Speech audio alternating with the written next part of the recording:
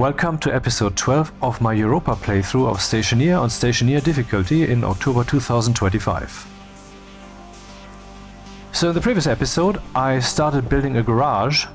It's actually pretty far along, but it's just a shell. There needs to be quite some infrastructure here.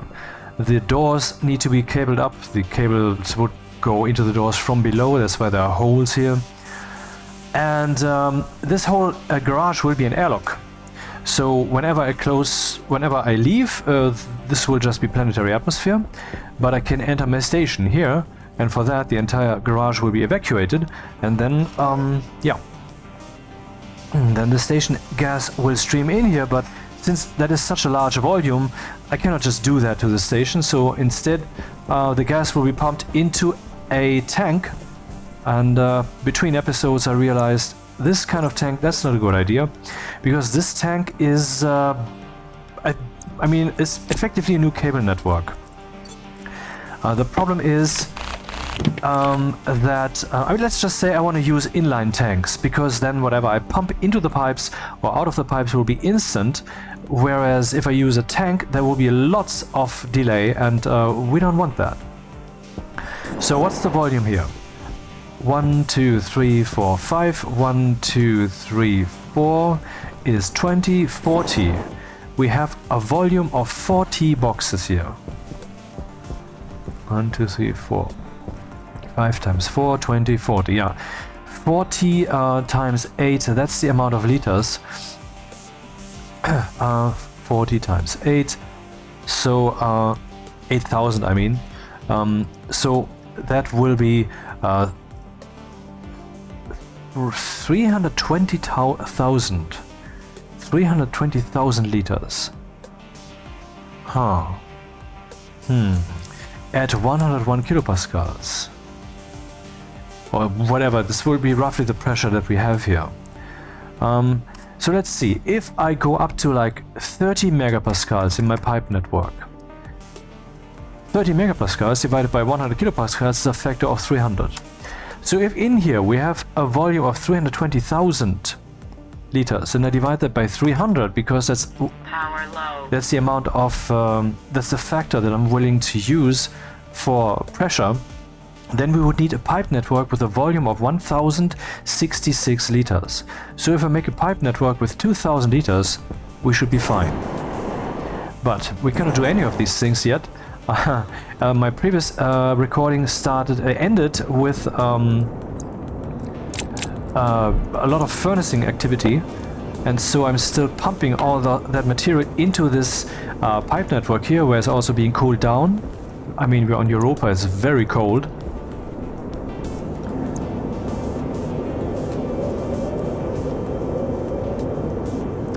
Why is this leaving the furnace so slowly? I would say that is because of the pressure differential. The pressure in here is higher than here, so the filtration unit hydration critical has trouble pumping anything, but I'm pretty sure it is still pumping something.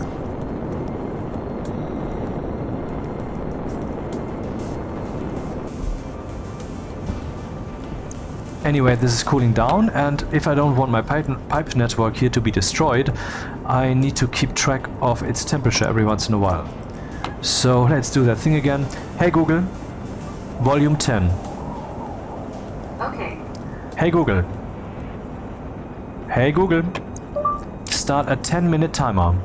Alright, 10 minutes. Starting now.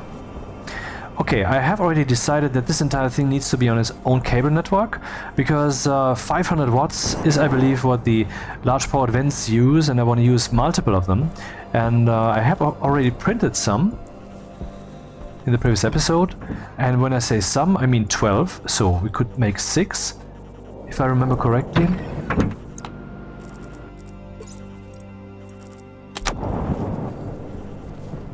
Here we go, 5,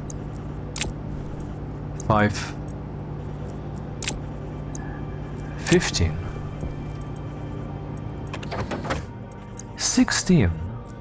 Huh. Maybe you actually are not familiar with the station yet, so maybe I should give you a look around. I will do this now, yeah.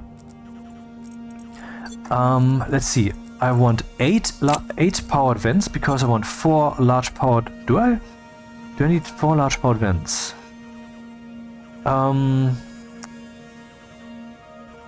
Well, I want to pump the gas that is in the garage to the outside. Yeah, I need large powered vents on both sides. And since it's such a large room, I think I will choose to have 4 of them. And I will need a bunch of sensors. Anyway, so as you can see, here we have an interesting room that is just for storage. And this here in the middle, that's a centrifuge behind this wall. And here we have a shredder. And actually in the previous episode, that is not yet public, but is uploaded, all the stuff that I had tossed in here had accumulated in the shredder, which automatically turns off every time, to a level that was actually spat into the centrifuge. And so then at some point, all of a sudden, stuff was spat out. And I got some Invar and some other stuff. The Invar, since it's an alloy, didn't come out as Invar, but it came out as Matzeballen. Or there needs to be what's a reagent mix? Yeah, exactly. And there were 2 reagent mix balls that came out there, and here we have, for example, the Invar that came, and then here we have the steel. So that's the stuff. I had 9 grams of steel and 4 grams of Invar. Those though came in the form of 2 balls of reagent mix. And that's the thing, you must not stack them together. There's a reason that they're coming out separately. If you stack them together, it's as if you're tossing that kind of stuff together in the furnace. And yeah, there's a mixer that doesn't fly. But if you heat up the furnace and toss one of these individually in there, then what will come out is that, or this. That's the trick. Okay, so that's the storage room. Then here's the front. That's where we landed. The lander, and that's where the garage is now. The lander, though, is in neither place. The lander is here. I managed, in multiple quotation marks, to get it on the roof. And that's where it has been since. Air tank critical.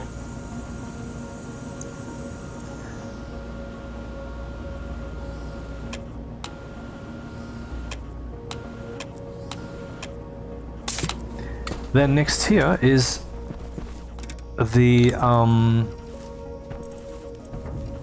greenhouse, a little greenhouse. It's just a tiny one.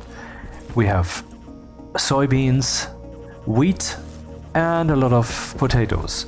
And if I want to see what the gas situation is, I can just walk over here and take a look. And oh, what is this? Interesting. I think we have found a bug. Taking a screenshot. And now we'll take that and place it again, and that fixes the bug. I wasn't aware of that.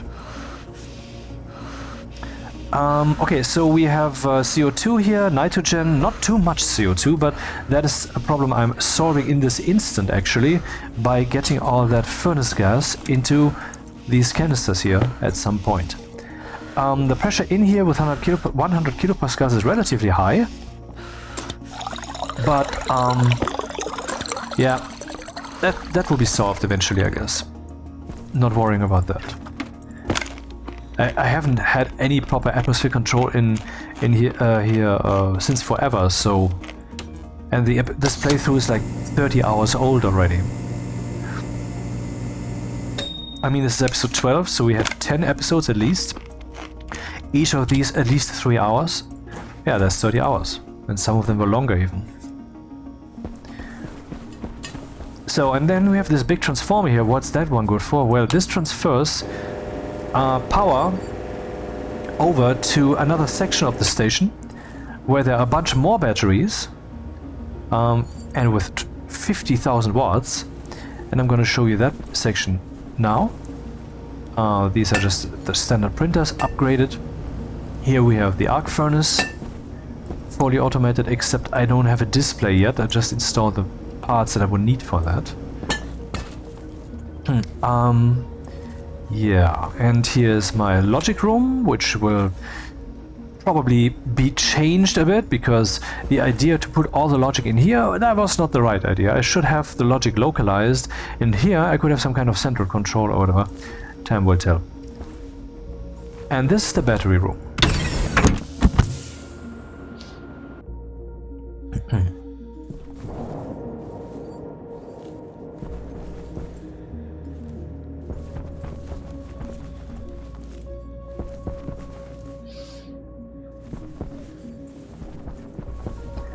Here's the strongest power source that we have, tall wind turbines.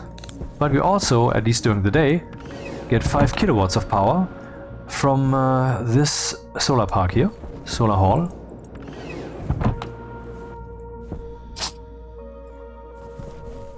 There's no light in here yet, no nothing. And I'm not sure if I will do that ever. So many things to do. Also, with what power? We have to like, I mean, the cables here, the power is coming from here over there into that station, into that room, and from there I would have to, well, actually this cable could be used for lights. Anyway.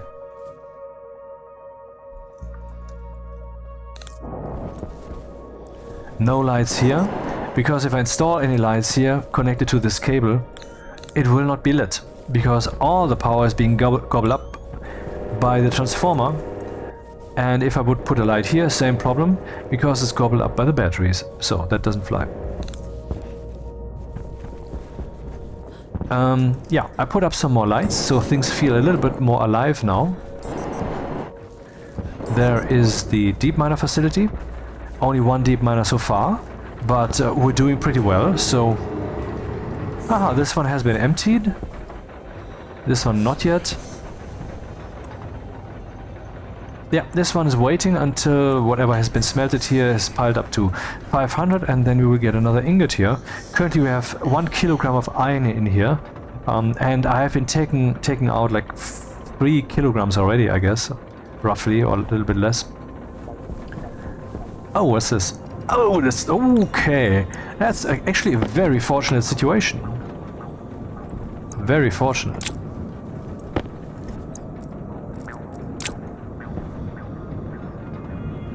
Look at that! What is happening?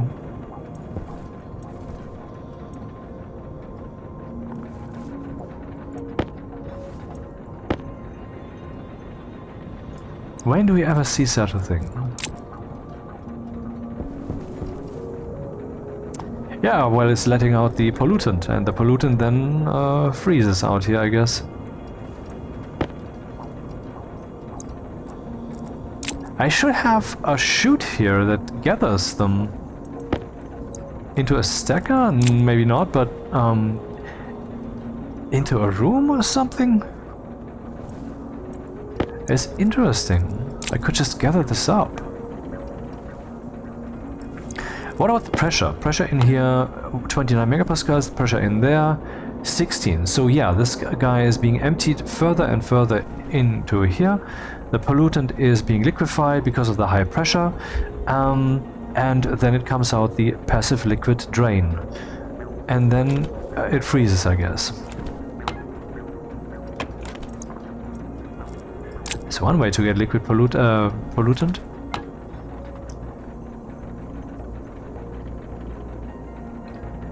Huh. What would happen if I place some chute here? Would it eat that stuff?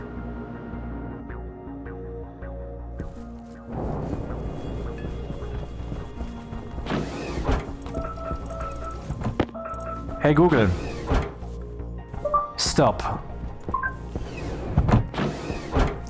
Hey Google, start a 10-minute timer. Got it. 10 minutes. And that's starting now.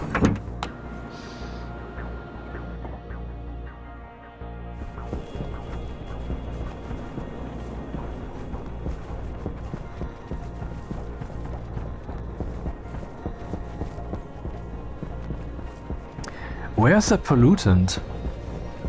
Did nothing come out? Just now? Why should it change the pattern?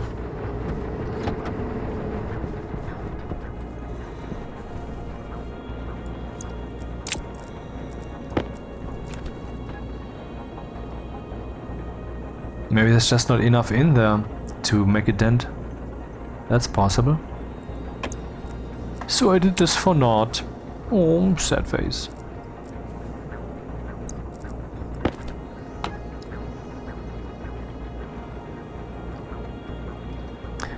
Actually, once all the pollutant is gone, I can start harvesting this. And that is very, very soon.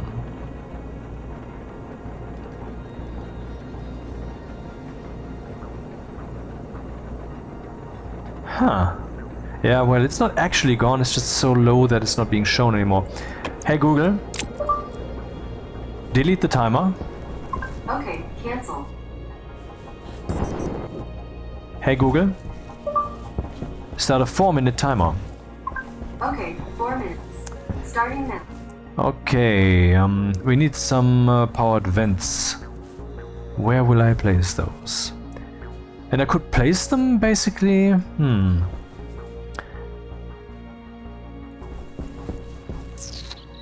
Let's see.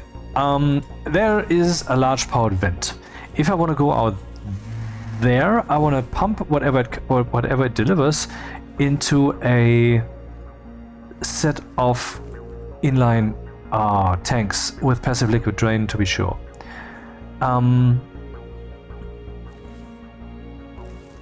But could I use that same vent also? I mean, I made an airlock once that has 4 sides, and there's actually one little box room, one large powered vent in the ceiling, and you have a door on each side, a composite door, and that is indeed 4 separate atmospheres, and is also very fast. So that's possible. Now I'm wondering, do I really need 4 large powered vents, or could I do with 2? What is the logic there? Well, the problem is the pipe network needs to be evacuated, so that basically we're not crossing the streams. How did I manage that in that station? Well, I had 2 large powered vents, or rather 5. One was sucking the pipe empty. So I don't see that working for this one. Because then again I would have 2 pipe networks. The one for storing all the gas and the one that is currently handing the back and forth. That would make it slow again. So no, we need dedicated large powered vents. So here would be all that gas pipey stuff, and up here would be the vents that pump into or suck from the pipes. I think that's how it should be handled.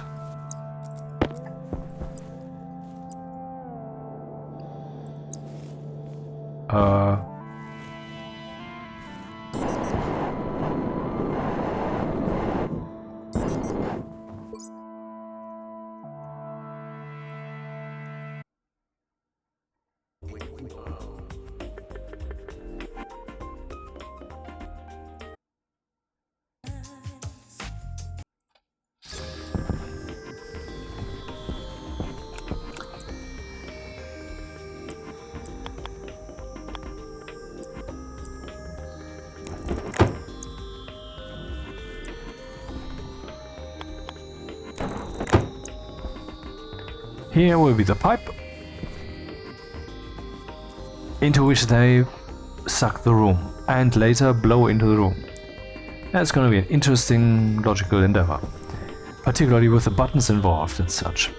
And on the other side we will have to have the same thing that pumps just to the outside.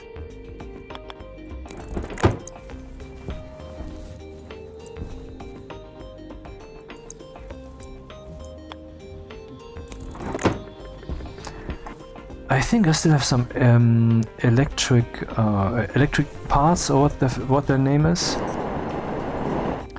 And now I guess it's time to harvest. No, not with this, with that. Temperature 84 degrees Celsius.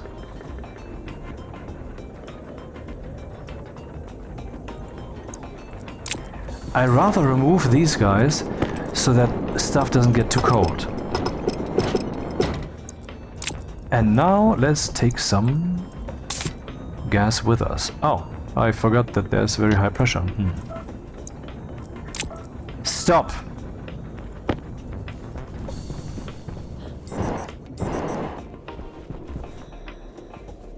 Haha, I came equipped.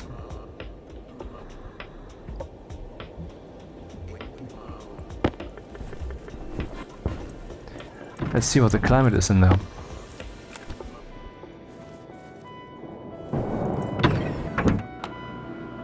Probably a little warmer now. 27 degrees, yep. And the cooling system is currently active. And is cooling. And what's the gas mixture in here? We have 18% CO2, so that's better now. And the pollutant is probably not from this. We had some pollutant from decorating and such. I realized that this thing, while a good idea, is right now not optimally placed, and also the concept of that, namely to empty my waste canister into the station wherever I am, could benefit best from me indeed having the option to do that wherever I am, for example here. How about I place the same thing again here, right now. Oh, what's this? 7? No, nothing. Can I stack these? We need a pipe utility and a passive vent. I don't think I have this lying around. Electronic parts. Plastic. Didn't I have plastic? I probably dropped that somewhere. Waste tank caution.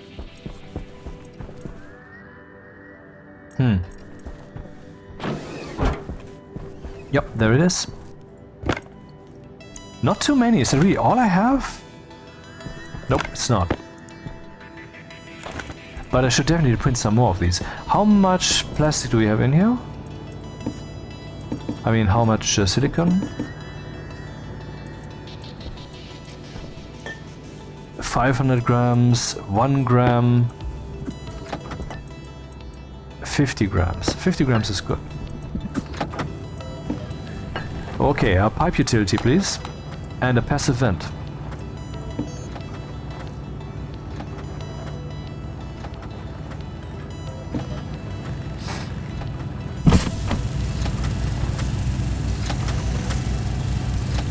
Temperature 21.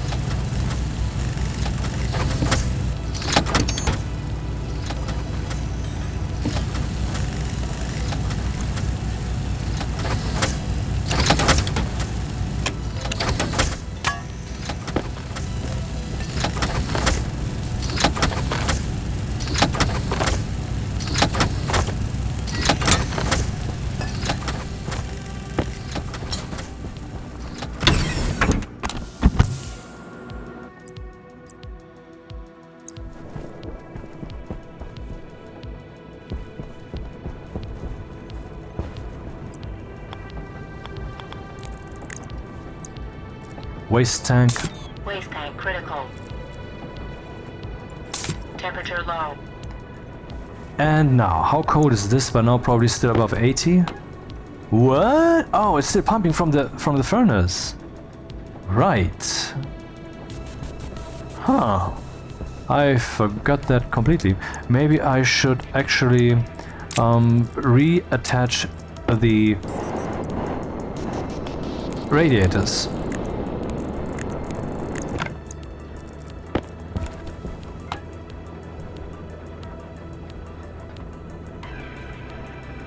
Hey Google, how long is the timer? It looks like you don't have any timers set at the moment. None. Hey Google, Power low. start a 5-minute timer.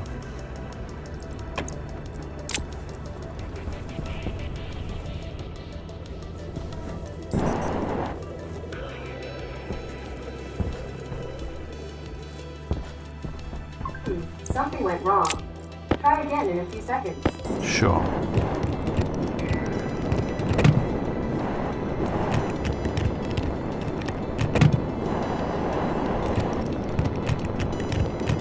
Can't believe I'm already on episode 12 of this. It's one, if not the most elaborate station I had so far.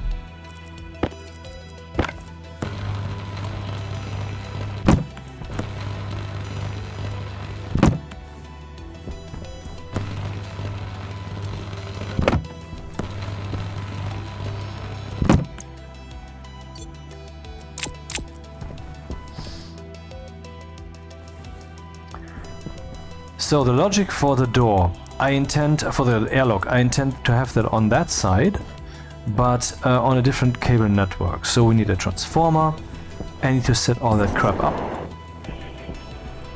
So time for another logic chip then.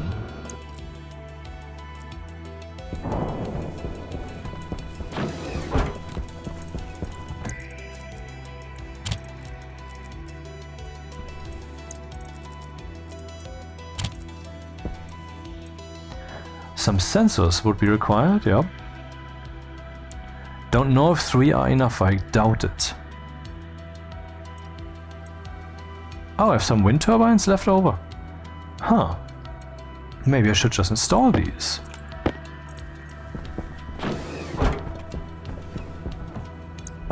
Cable. I'm pretty sure there's still space left.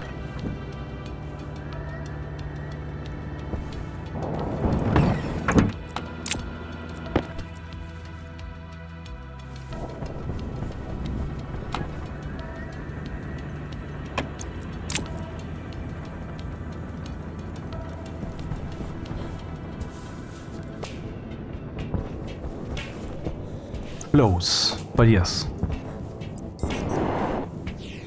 Oh, it's big ones. Oh, never mind. I thought it was small ones. I was wondering.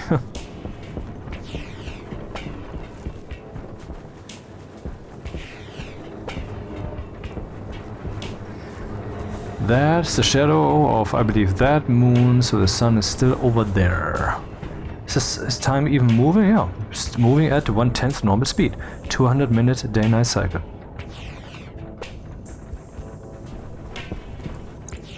Hydration critical. Oh, now it's falling rather quickly.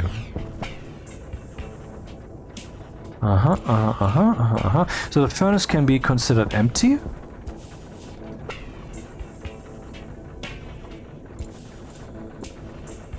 And this one will keep nosediving. I need to soon remove the radiators.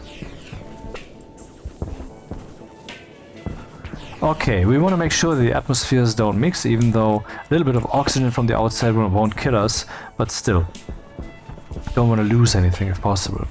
Theoretically, I would have to put these guys into every place in here. But let's not. Let's just put them where the vents are least likely to catch them. To catch the air.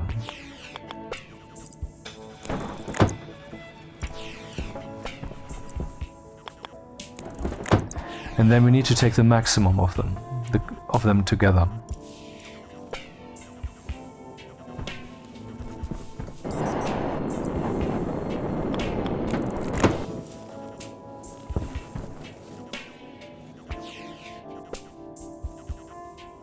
Yeah, I should install a few more, but anyway. That's the start. Hey, how tall are these things? Aha.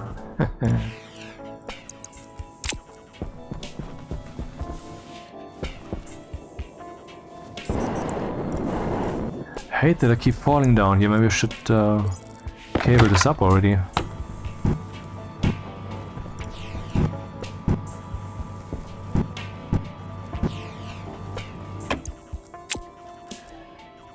$500 watts. I believe that small cables will be quite sufficient.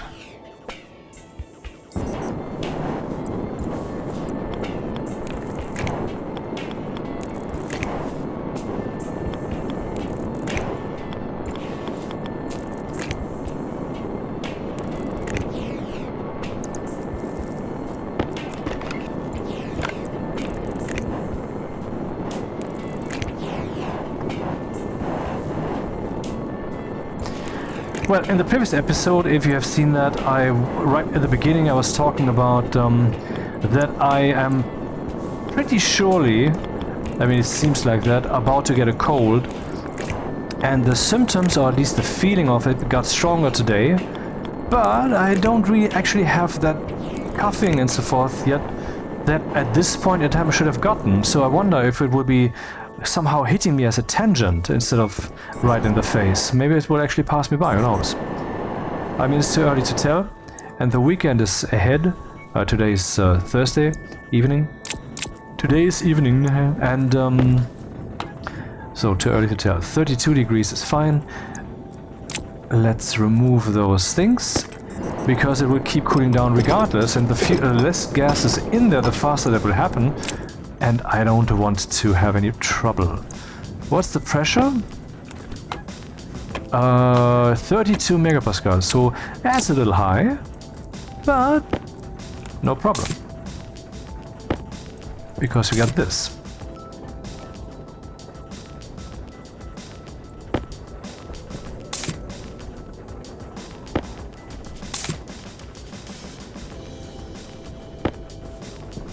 So what's the pressure now? 26 megapascals, so we're getting somewhere.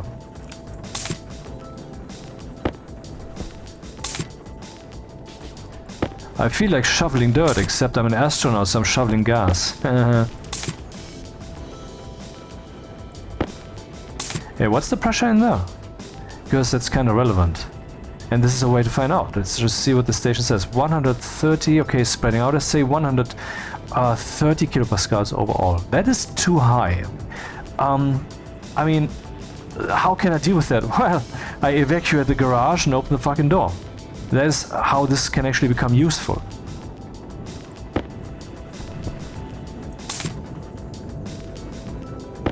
Oh, look at that.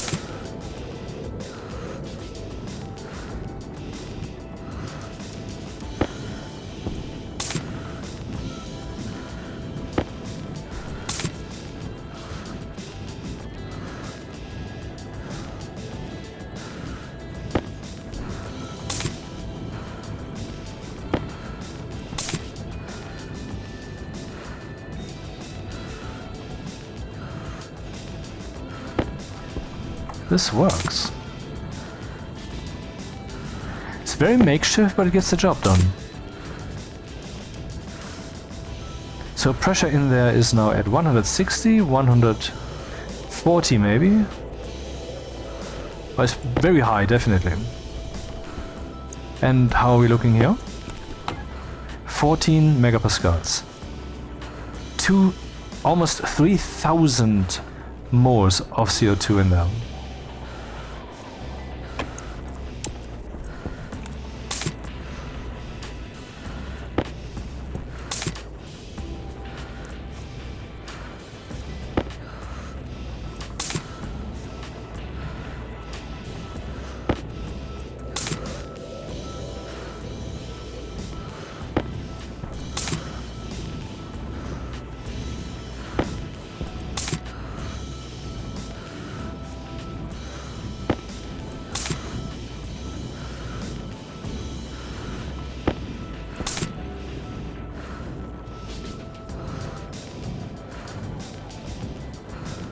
Uh-huh, 160 kilopascals in the station.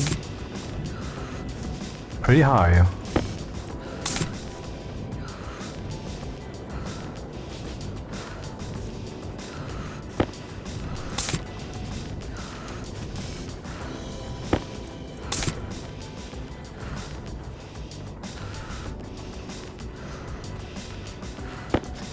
How much is left? Yeah, a little bit more than half we had last time I checked.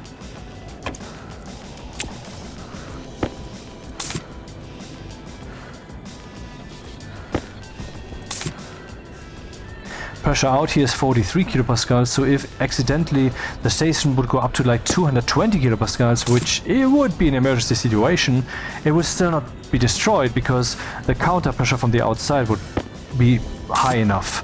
The problem really only arises when there is no counter pressure, because then the 200 kilopascals pressure differential kicks in, which of course would be the case in the case of an airlock. But the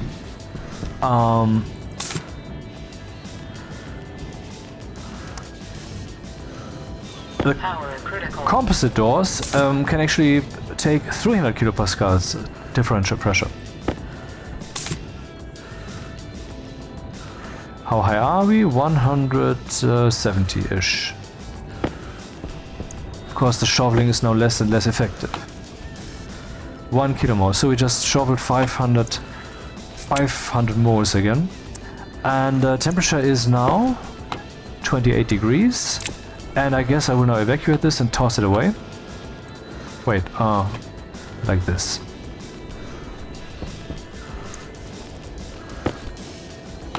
Oh, and this should be turned off.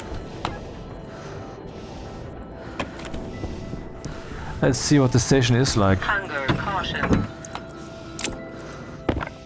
Probably some wind now.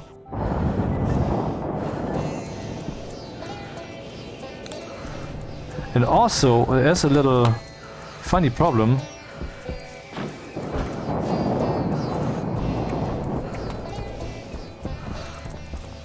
Those were the days, 100 kilopascals. Oh right, I need to keep standing here. Health low.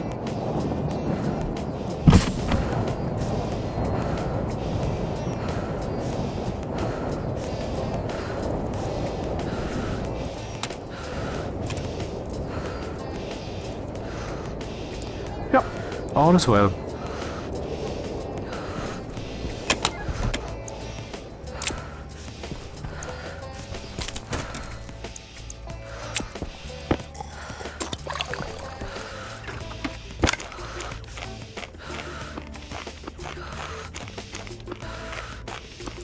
Stop it with the breathing already.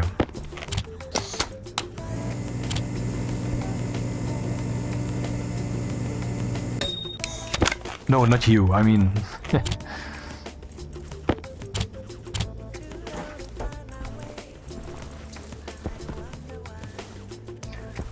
So there are potatoes to be harvested, and here we have 9.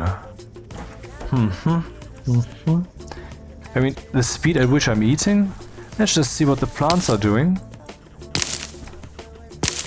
under this weather, so to speak. What's I mean, or at least the potato plants.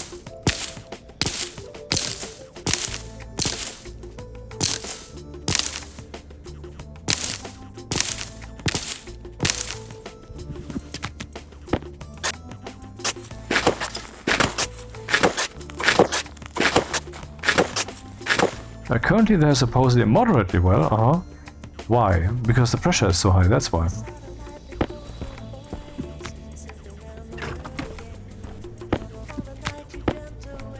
This should hold for 22 hours, it says here.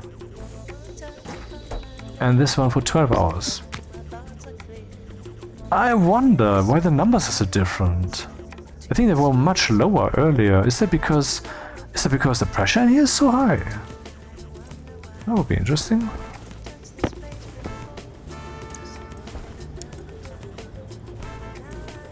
Okay, what's the immediate next step? Power.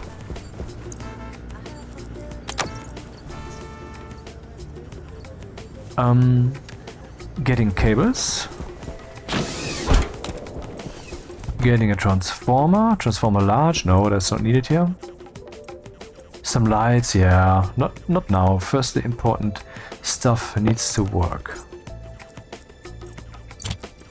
Oh, I need to bring cables. Good thing I came with a shit ton of copper. What? Oh, I didn't drink enough.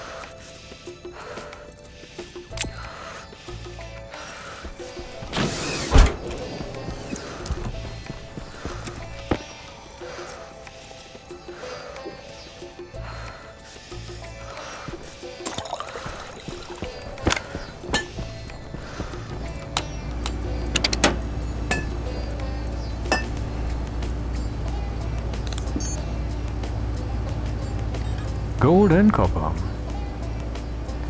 Do I need the electronic parts still? I don't think so.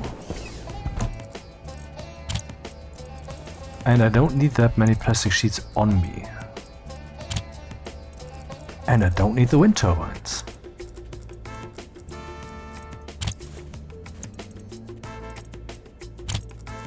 My shovel. Radiators also no longer needed.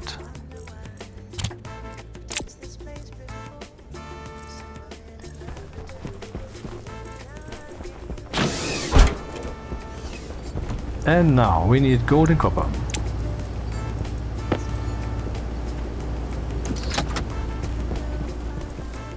$50 grams. 50 grams.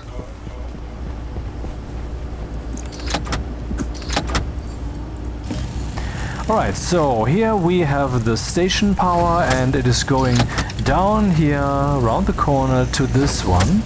But now oh, what the fuck. Now I need another one in this section here, on the wall, like here maybe. Or maybe here nearby. Or maybe... Anyway, and then a cable needs to go to it, and that will be the tricky part.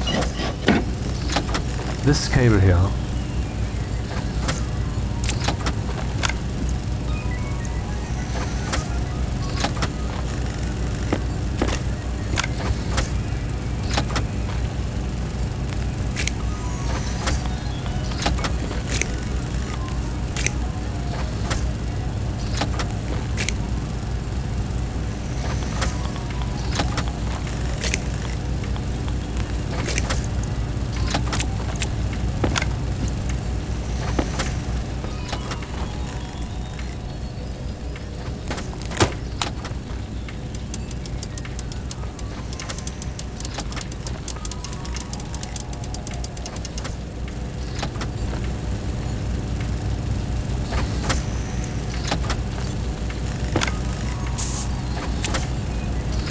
Can I name these?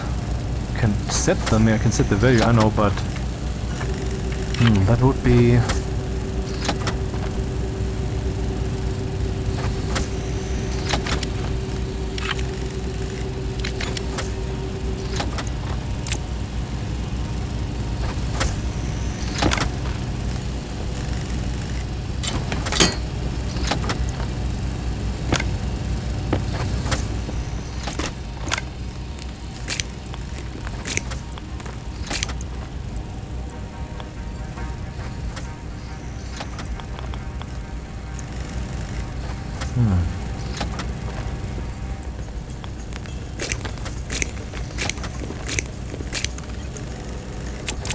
Do not push the button, do not. I think while I'm working here, maybe I should have some kind of fallback protective door somewhere here, but that's not possible. Except if it's, yeah, fallback protective door, that's exactly a job for a manual hatch.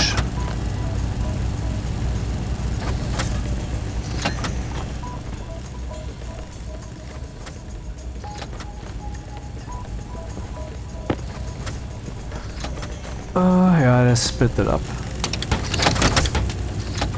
What's that? Yeah, the rover. I'm not putting that out there yet because it gets damaged by storms.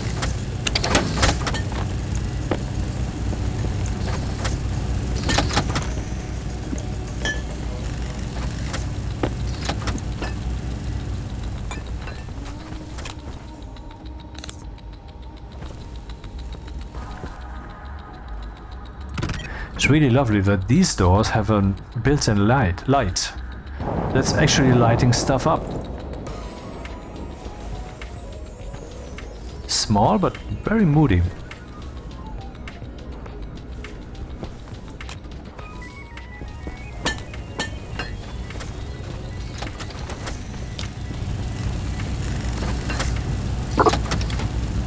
What? Didn't I have copper?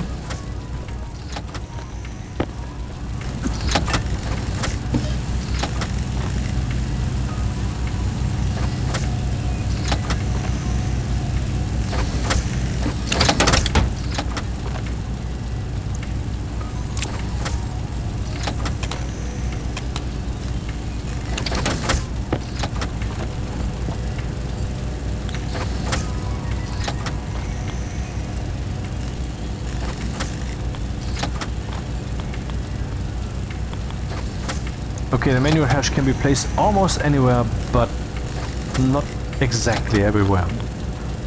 I stupidly don't know which direction it goes. I believe it opens to... This one should maybe open to this direction. Hey, it's not symmetrical? Oh, that's the one way to remember it, I guess. Or is that only because of this guy? Anyway, we need now some iron sheets. How many? 1. Let's just print that.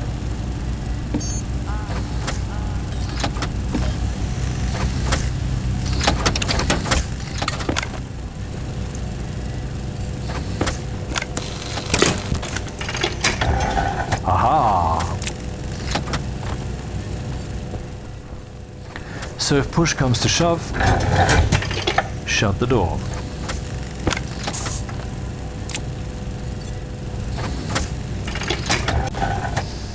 And here would be the chip. Or would it be here? Well, let's say...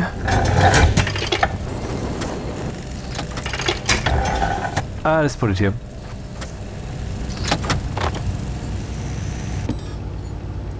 IC10. Steel, electrum, solder. I have all that crap.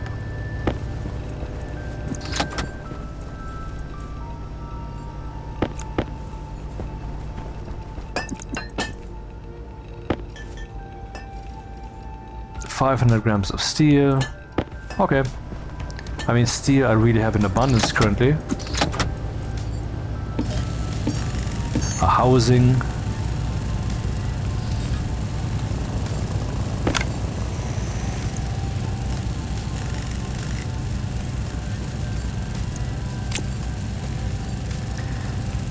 Will I use the laptop for programming or install a computer over there? Because there's gonna be a bunch of programming. And I will need to test a lot. So that might be most productive if there's a computer nearby. Do I have the space for that? No, not here. And basically I could actually close this door, this floor. Wall? Do we also have flat walls?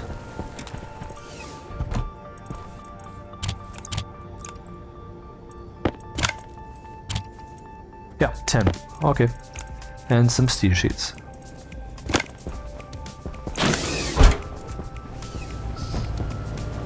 What's happening? Oh, we're done printing?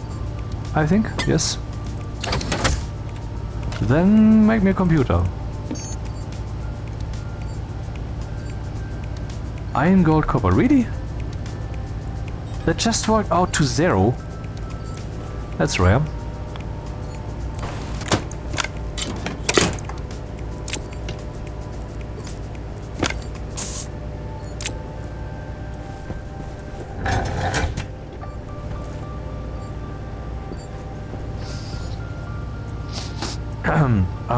Iron, gold, copper. Why is there really nothing in there now?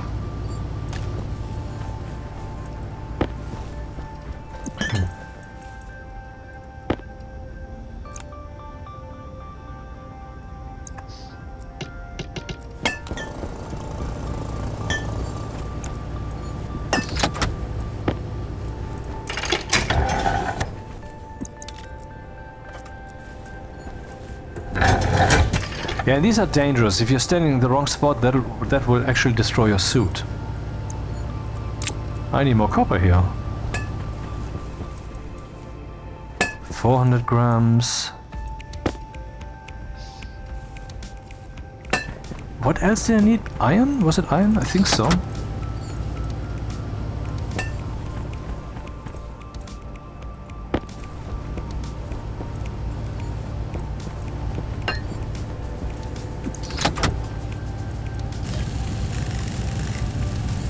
And after that, the editor motherboard. Or did I not have one of these lying around still?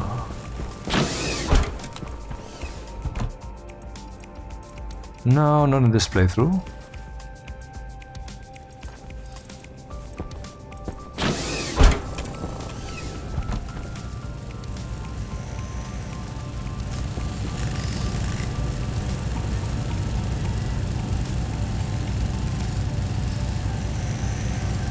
How about I print some pipe utilities for the for that storage? That would have to be insulated, and I think it would really be a bunch of them.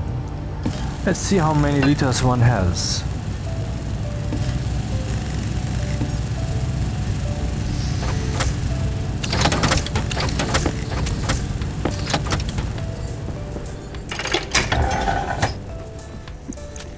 We need some light in here.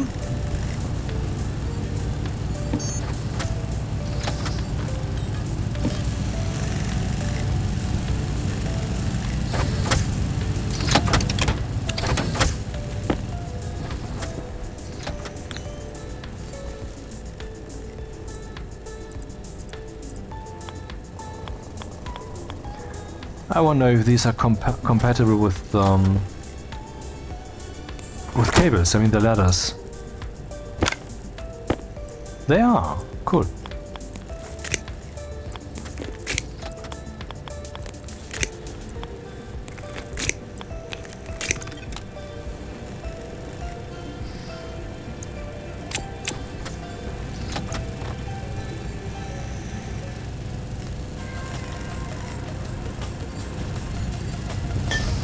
How many do we have? We have 6. And how much volume does one have? Large inline?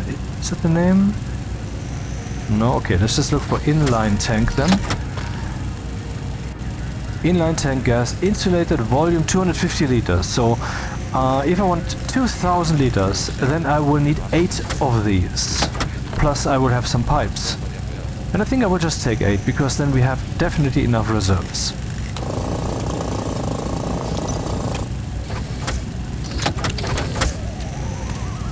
And now we have 10. Okay, that's pretty alluring to just walk through this wall now, door now, but nah, no, don't do that. Where would I place the computer? On this side? Is that possible?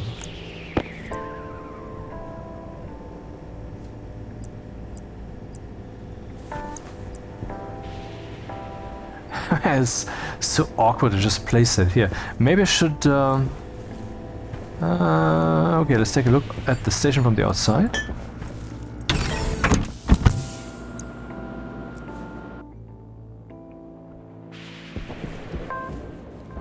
Let's assume for a moment that this room would be bigger, like up to here. Then I cannot walk here. That's not elegant at all.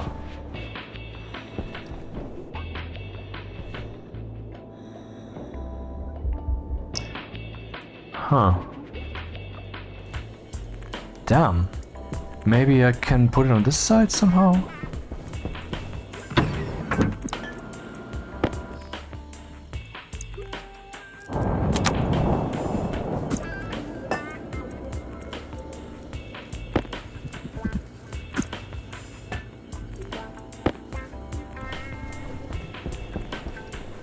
I mean, ignoring the cable, you know, I can move the cable easily.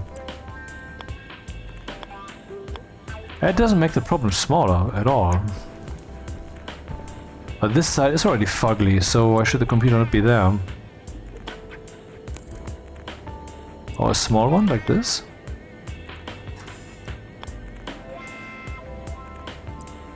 Or an even bigger one? No.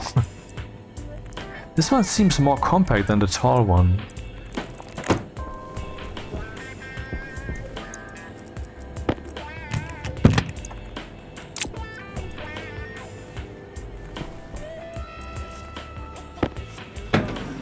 Not sure, do I want to leave this here? It's definitely something new. Huh. And this thing is shining into my eyes every time I'm typing something here. That's not how anyone would design this. Maybe it should be on the opposite side then. Behind me.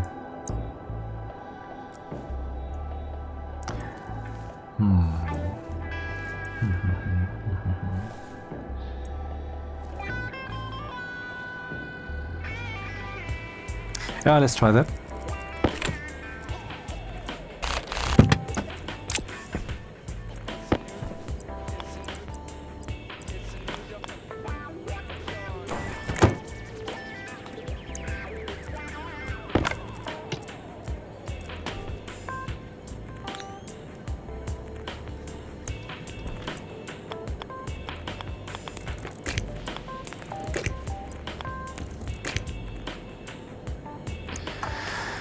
Oh well.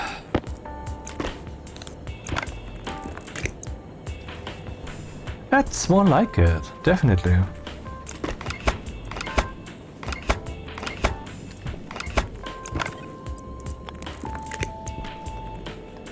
Where can I place the chip? Anywhere, it seems. well, then this is the place.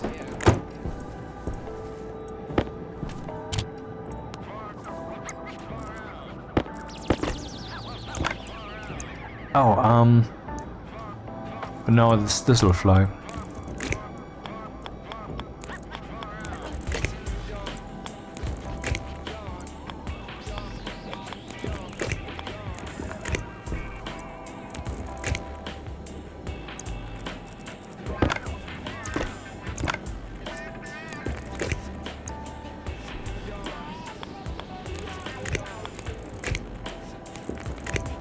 Man, everything is full of copper here.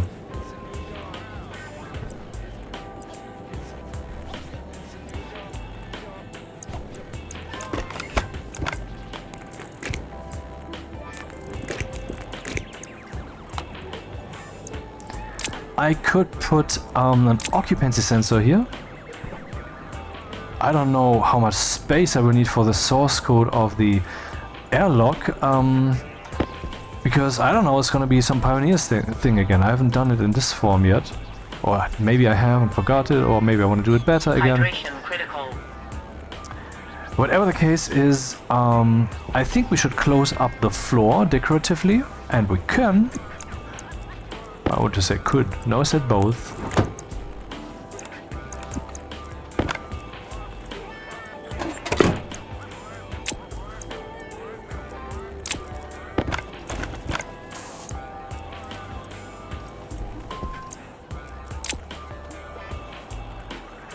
What color shall the garage have? I don't know yet.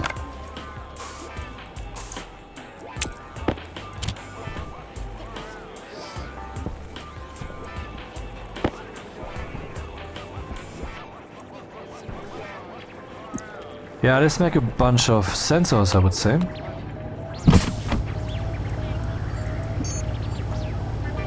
To build a whole sensor ship. And it's 8:30. I think it's time to publish another episode, right? So I have episode 10 and 11 waiting. Number 9 did very well in the last 24 hours. The one where I'm showing the nicely decorated locker room with the centrifuge and shredder hidden in that nice compartment thing that also lights the room. That's elegant, man. And it was accepted. 14 upvotes and 1 idiot. Now that's number 10. Public. And done. Number 10 is live.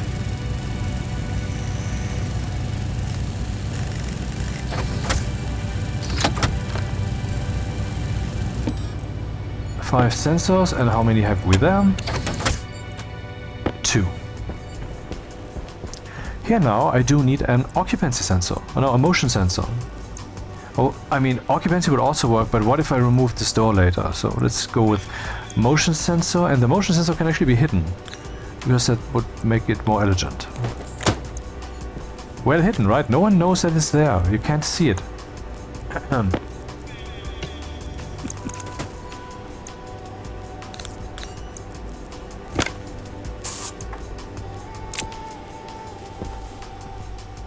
What is the next step? Not sure.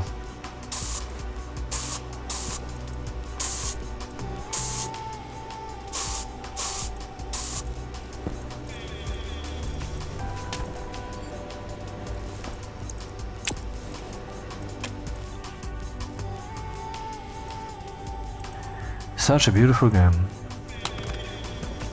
It's good to always stop once in a while, stop and admire it, because to be driven by one's own will through this labyrinth of possibilities and activities might actually, well, the sound that you have might actually fade from what it was to something to, well, it could be much better. Could be, the enjoyment could be better. Yep. Okay. Sense Ocu, or do I go by computer or PC or whatever? Computer, sense occupancy sensor. And this one is the computer.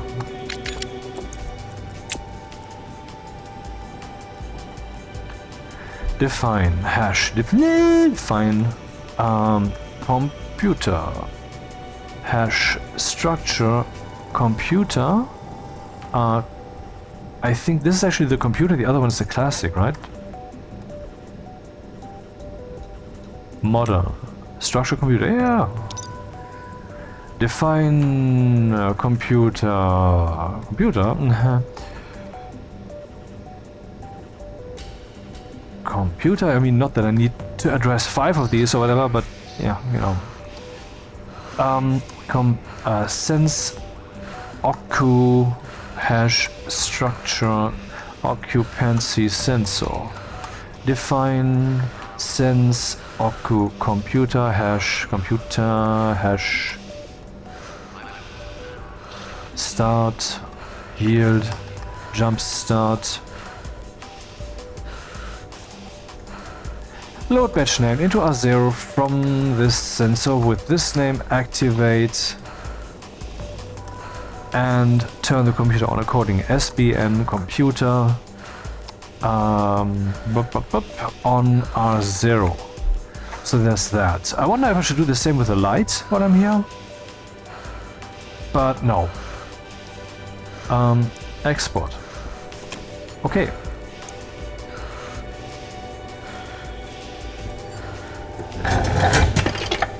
Some sensors for the airlock, but first some feasting.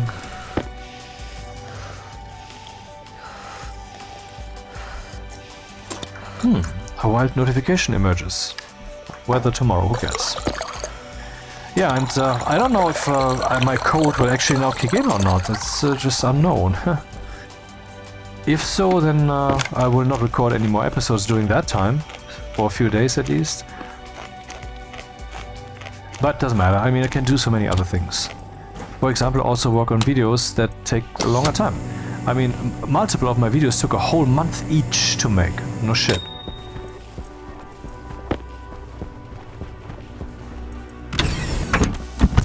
I think we still have an active vent that can be turned off.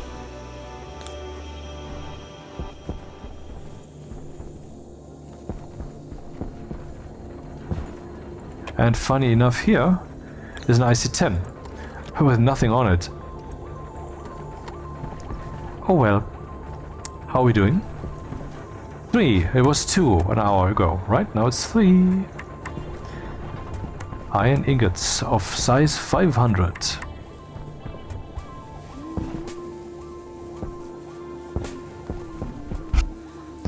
So this one is... Okay, the song is beautiful, but I am not sure if that will have to be deleted. Let's risk it, see what happens.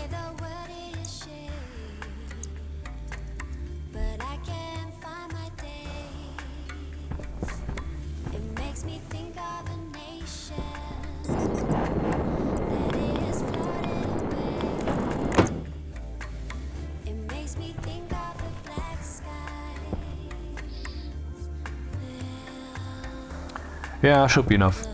I guess, maybe, hopefully.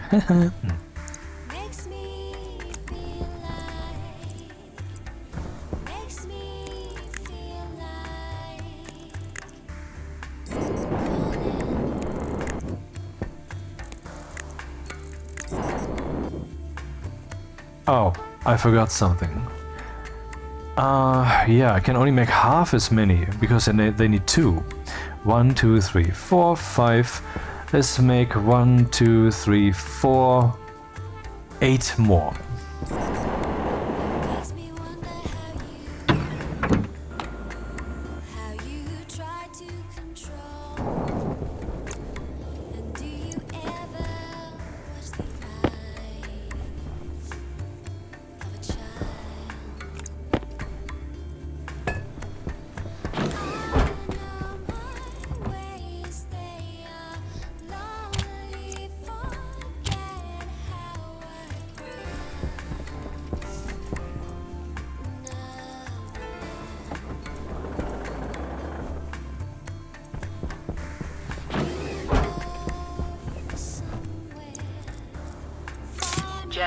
critical.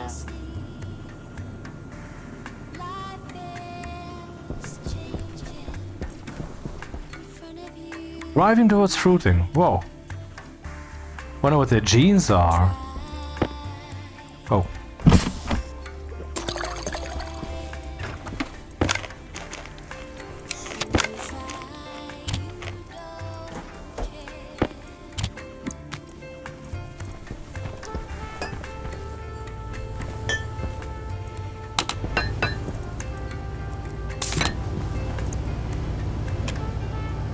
Eight of them.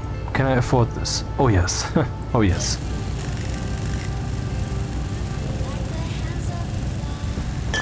So, what else do we need?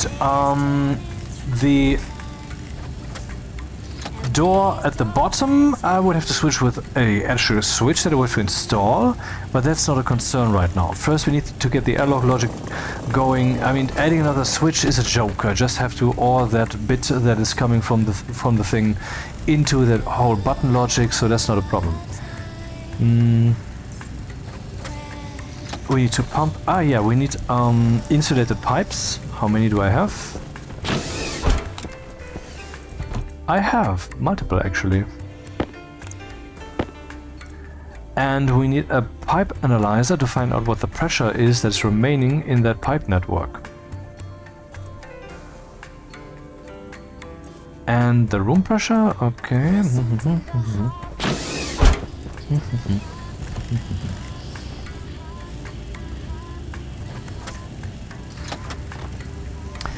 Now let's think for a moment. Let's say I pump whatever's in the room into those tanks. And the room might have 120 kilopascals. Then the room is evacuated. Later we return in the room, evacuate it again when we're coming from the outside, and we're emptying the tanks into the room. However, then I stop at 100 kilopascals, so something will remain in the tanks. And we do that 10 times. Eventually the tanks will be full. The strategy for this should be that if a certain amount of gas is in the tanks, I just do not evacuate the station air before opening the outside door, but I just open it. I mean, who cares? That would waste some gas, of course, which is not good. I made more than I need, actually.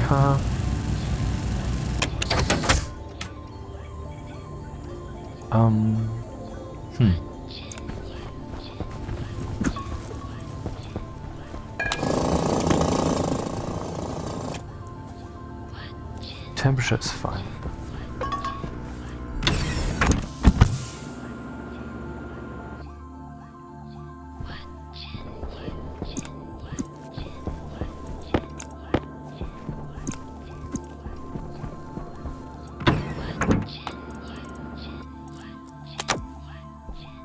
I just remembered that I have this guy here for a reason. Oh.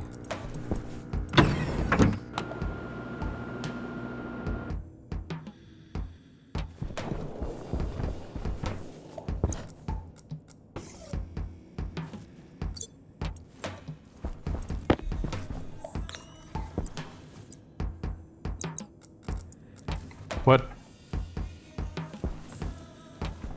Oh, right.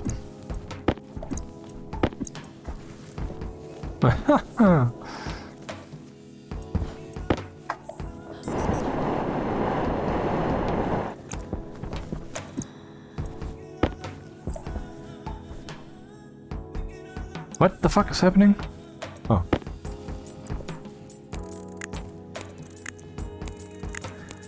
Now that's enough liters. Let's connect them.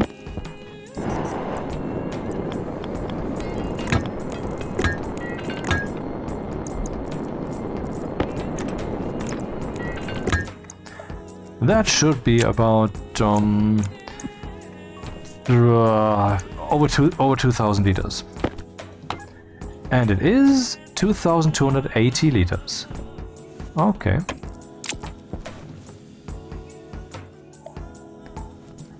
Now let's connect that to these vents. And turn off that drunken cat.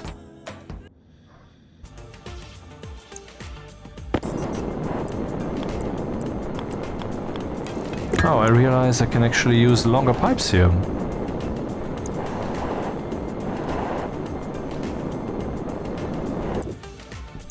I think it would be fun to have them in the room, so to speak.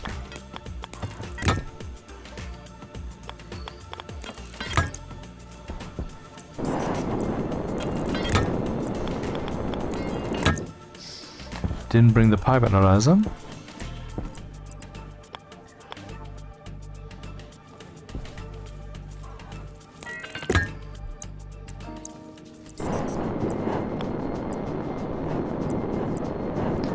Okay, 3, that's too long, so I have to do it individually. And here, horizontally, what are we doing? 10 is too long. 5. 5 is exactly... Oh, look at this, is beautiful.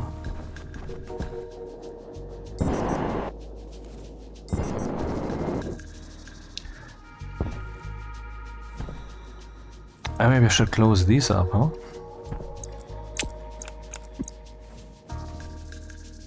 And what about the power? The cable needs to come out there and connect with everything. Reminds me, I need to print some small cables also. I forgot that completely. Hello? Oh yeah, there it is.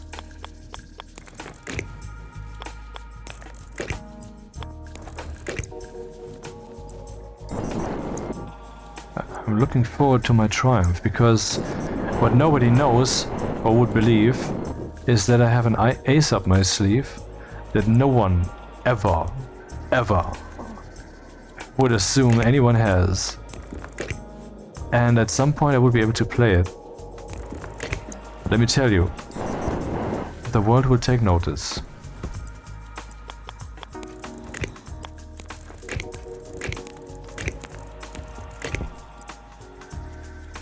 But it's not yet the time. Too bad. Anyway. And here we do the same.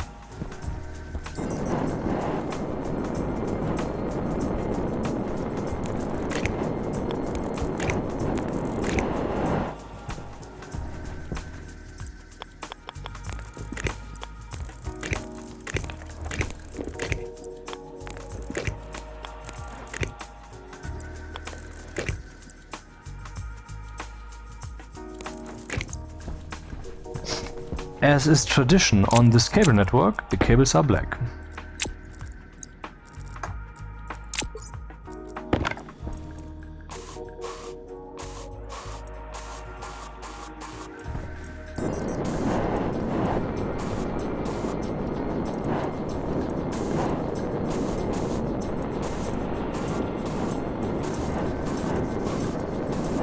Of course, I could have painted them right from the start.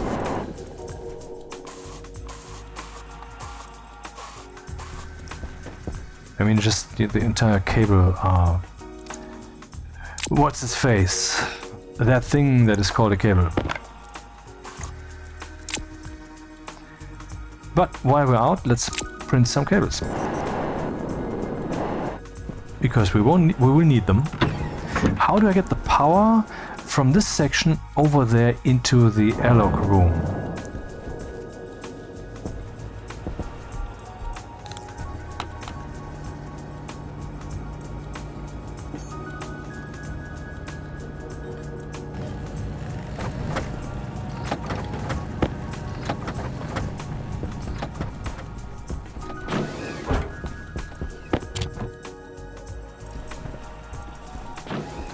Cables, heavy ones, yeah, I won't need so many actually.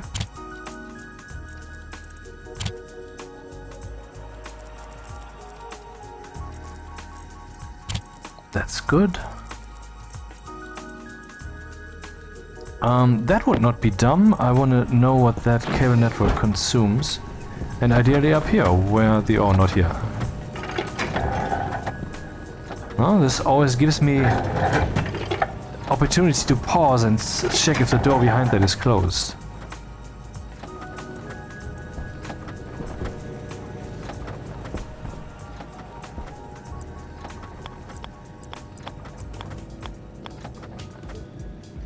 Weird. Weird. I didn't even know that's possible. I mean, I know that some things can be rotated at an odd angle, but that's exactly something they fixed recently. Only this particular thing might not count because, I mean, it doesn't have a place yet where it can be mounted. It's just hanging in the air. Let's see what it does now.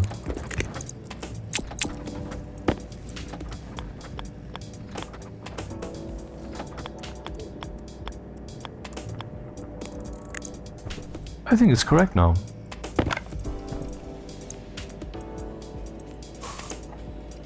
How much are you consuming? 110 watts. How? Why is the computer not on? What? What's happening? Oh, I thought I had it sorted. That's a bit awkward. What's happening? Structure occupancy sensor. Sense Ocu. Sense Ocu computer. Computer sense Ocu. Load batch named. Activate sum. All of that is correct.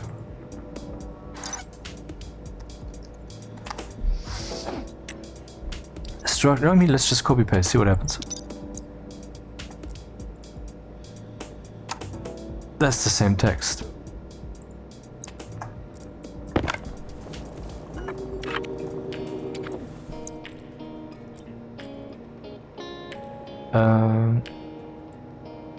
Paste.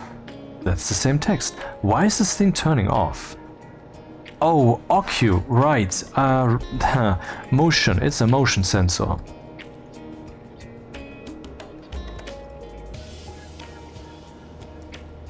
Moti?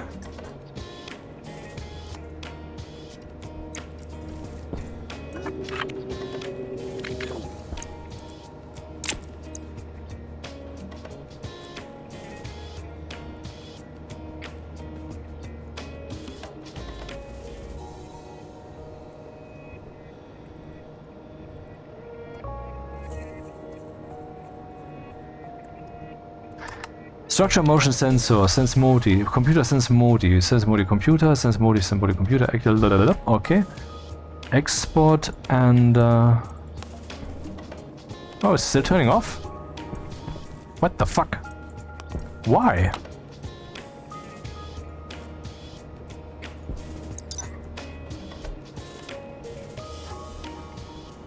Motion sensor.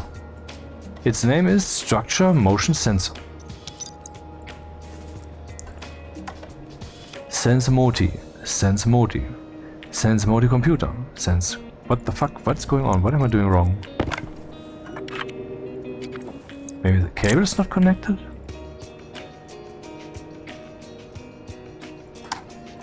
That's correct, and the computer is of course correct because it is being, I mean, it's reacting in ways that I didn't anticipate at all.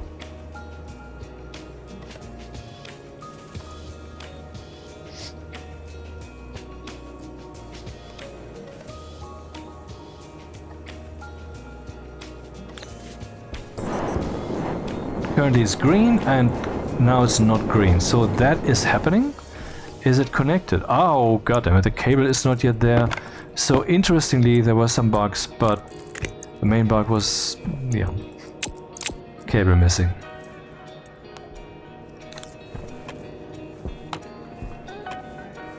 Yep. No, don't. By the way, maybe this door should get a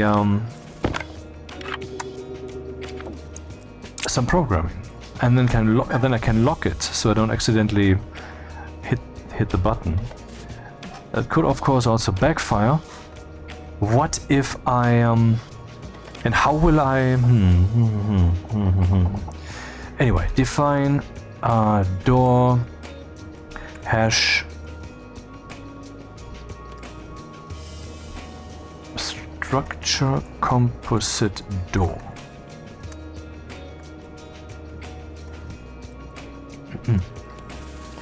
Define door compo garage. So every time in the loop, because I really want to be sure, I will say SBN mode 1. Let's see if that already locks it. Compo door. It's composite door.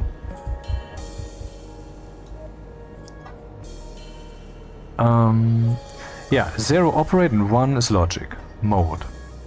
And in that mode, it should have the following effects. Setting is how the door wants to be. So if, let's say, if the door is open, so open is 1, and setting also happens to be 1.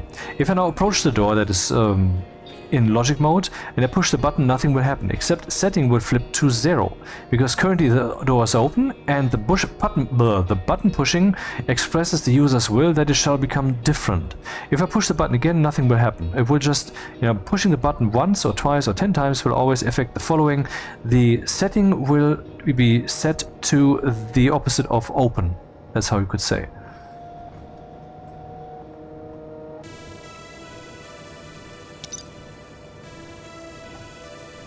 So what happens now if I export this?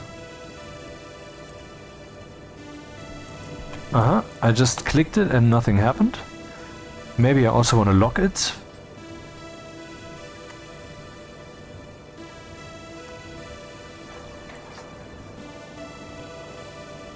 Okay, that feels better.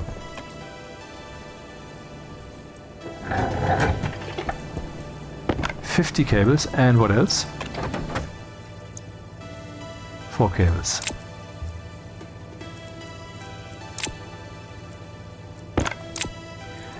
Tons of cables to lay.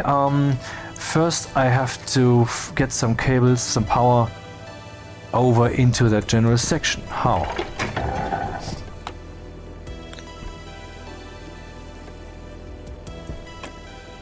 Under the door maybe? Is that possible? Yeah, it's possible right here.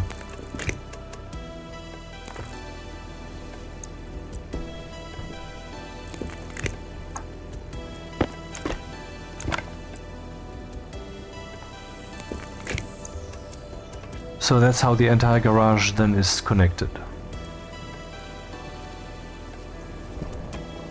Computer consumes 200 watts.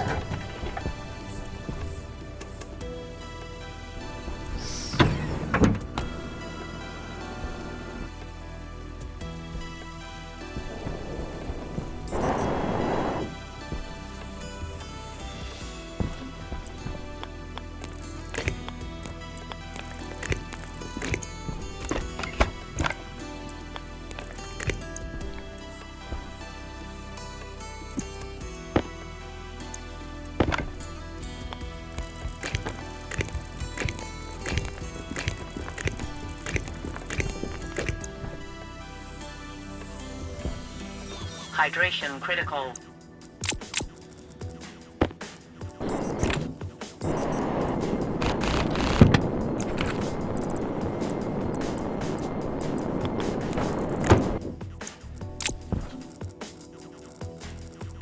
Waste tank caution.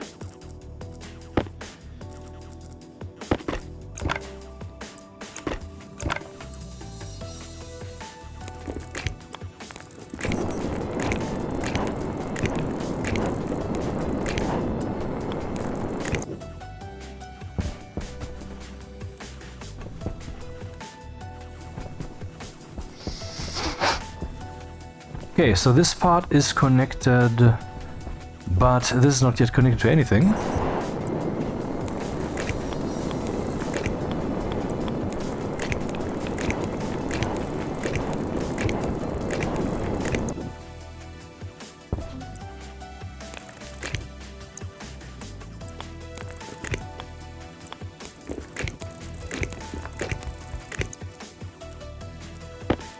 Definitely need to print more cables, not just for this room, but in general.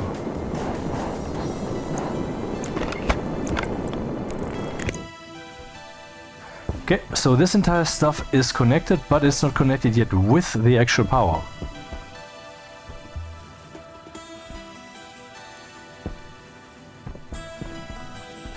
I also need to connect the pipes.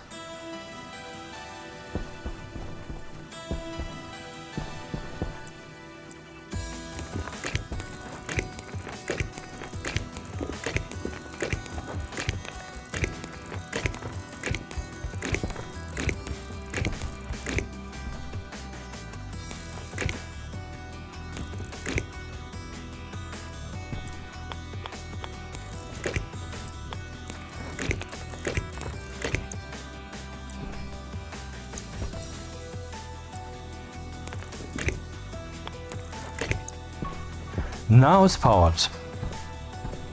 Everything should now have power.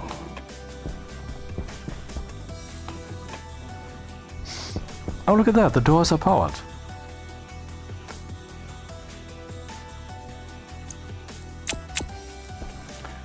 Time to close the floor.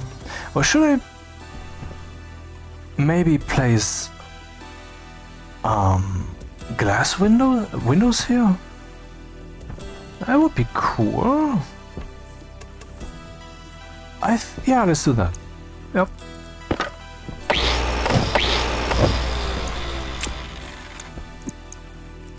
Flat wall.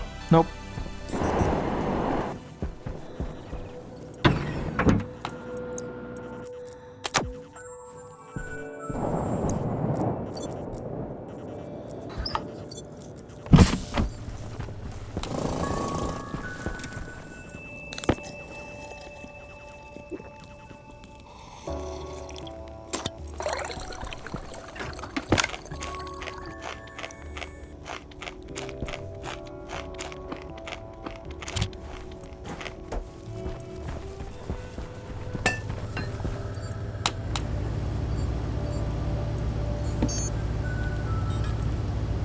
Okay, how many cables do we print? A bunch, I would say. Here we have 400 grams of copper.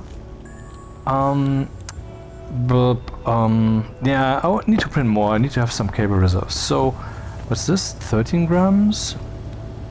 Here we have 200 grams. Let's go for 100.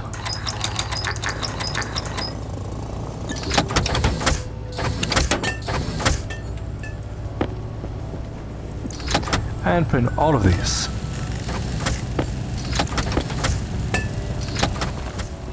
What would I do without stackers at this moment?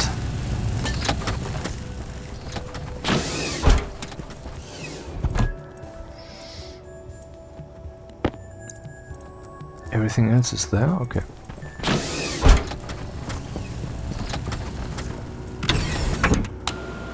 Okay. Low pressure. Oxygen critical.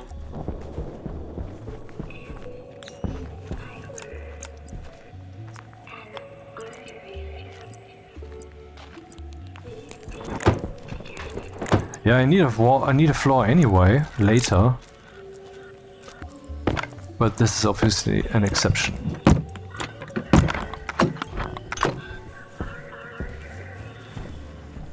What color will they have? I don't know yet. Maybe it will be white, like the snow outside. Like this is outer snow, this is inner snow, and we carry some snow inside. This one might even feel more natural. In here we'd have flat walls then. What am I saying? We would. I mean, some of them can already be placed, why not?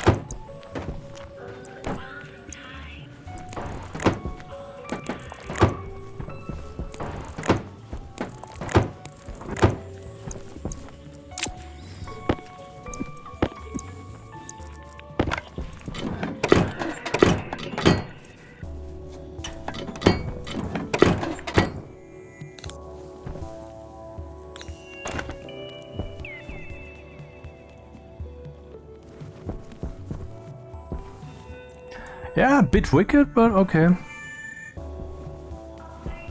Oh, reminds me, I need some cladding, because that's cladding over there. There's a ramp that leads upwards to this. Yeah, nice, okay. Now we need some pumping, need some pipes still. Pipes.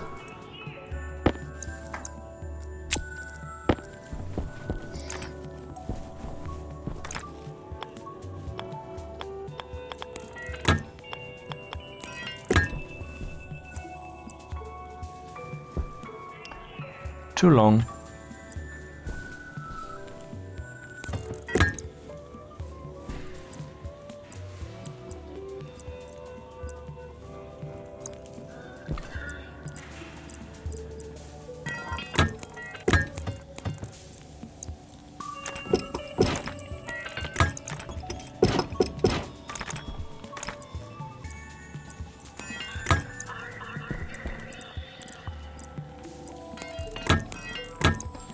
Okay, these could now suck from the room into this buffer. I need a pipe analyzer, and for these I need a way to pump out of the station. Do I need insulated pipes here? No. Yeah, well, well, can't hurt. Let's use insulated pipes.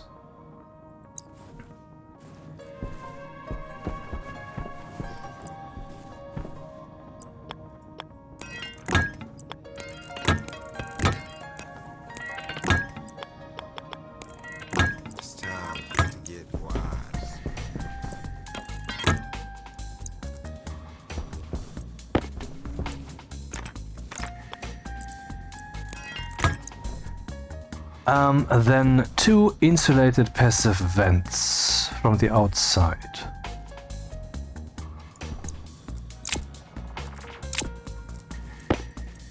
These can go into storage, so can that.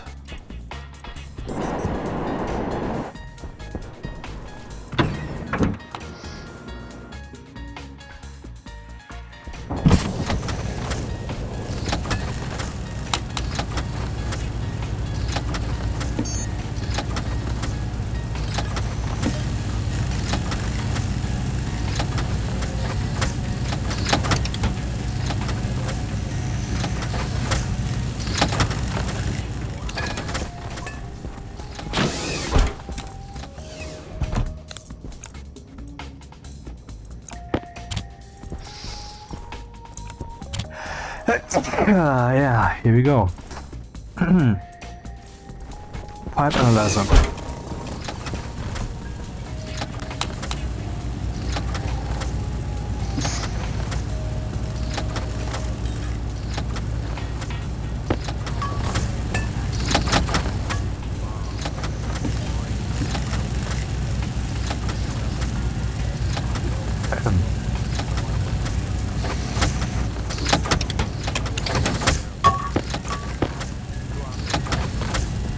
Do I need more cables right now? Not actually. I think. But better safe than sorry. Oh, that's it. Okay.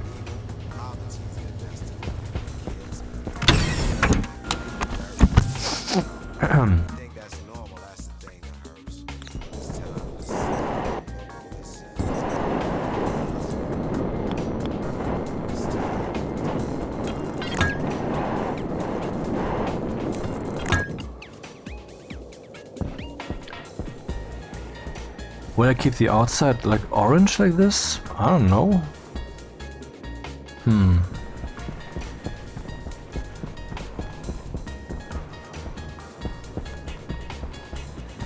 Let's see what happens if I spray those white. How boring is that?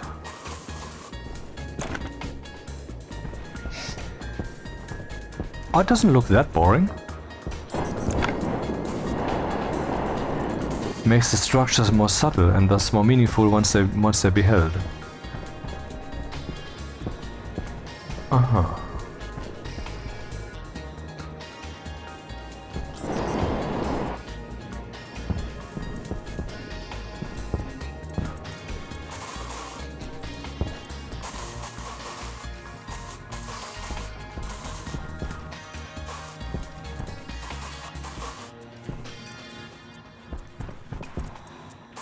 I could color code these actually.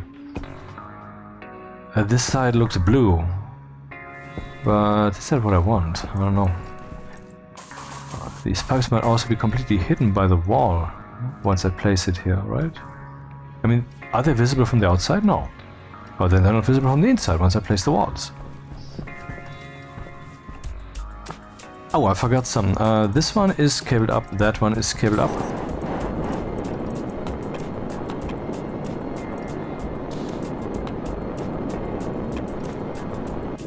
Pumps into the room, so nothing bad happens, same here.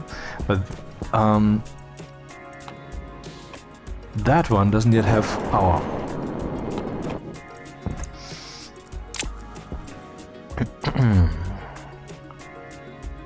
Yeah. Save. Escape.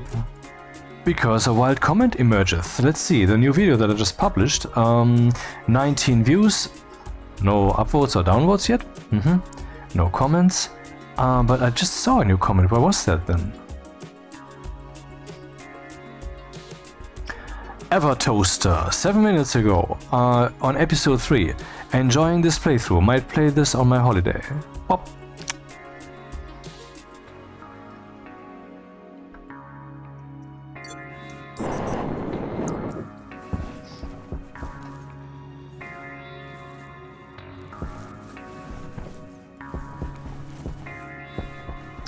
Where would I place this? Why not here? Oh, this is ideal.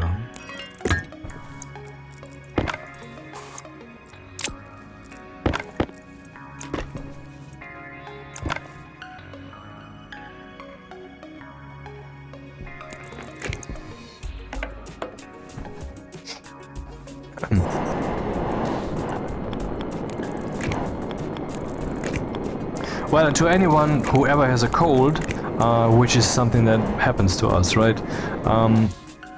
Consider that skin at your nose, above the philtrum, you know, your nose, the skin below your, well, your nostril skin, basically.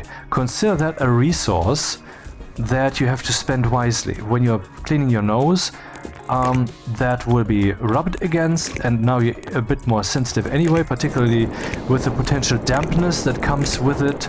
So ultimately, all that nose cleaning that happens during a cold requires you to be very, very sensitive when you're in that area. Try not to push, because you should imagine that the tissue paper that you're using there is not just this is not this imaginary, this imagined smooth, silky something, but if you would zoom in as fuck, what you would see is tree trunks that attempt to stab you every which way, because it's made from wood. It's paper. So try not to push against your nose at all. This might give a slight feeling of unpleasant dampness, but I mean, this can be solved by I don't know, not pushing that hard, you know, just moving it around slightly, whatever. I mean, I have at least multiple colds experience with this intent approach, and I must say I have not suffered the roughness, the coarseness, the wound of that skin below my nose, because it just wasn't a wound. So that's something to consider.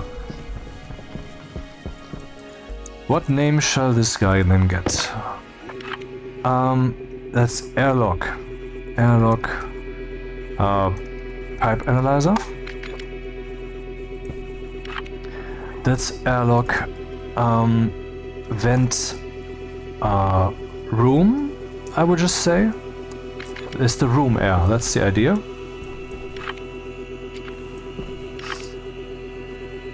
Airlock vent room. And here we have that, and here we have airlock vent world, Europa. Let's say world. That works.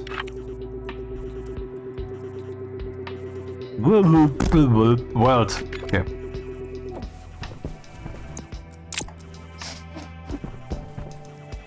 Okay, this one's ready for programming. This one is ready for programming. So are these two? So is this one? The sensors not yet. I wonder if I should name them. I think not actually, because I mean, this is oh, this one has not yet been cabled up. Ta-da! How many do I have? 1, 2, 3. All of them cabled up, and actually cabled up to the power source and computer. This up there, not yet.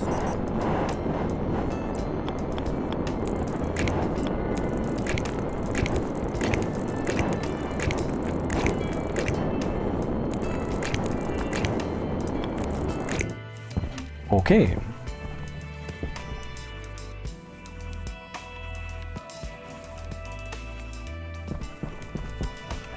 Looking good. The first thing I'm interested in, of course, is the control mechanism. How can I check whether the door was pushed, whether the button was pushed? To analyze this, well, I can just use the housing for debug values. Yeah.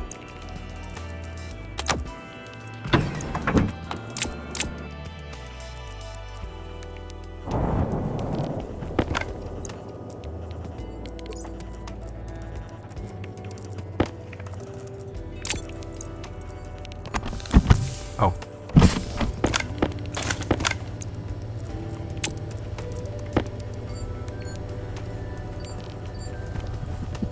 Did you know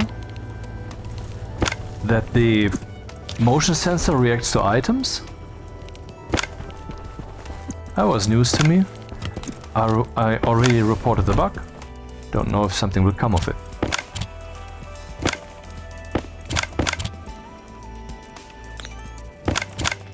Foundation below and above the stuff that builds upon it.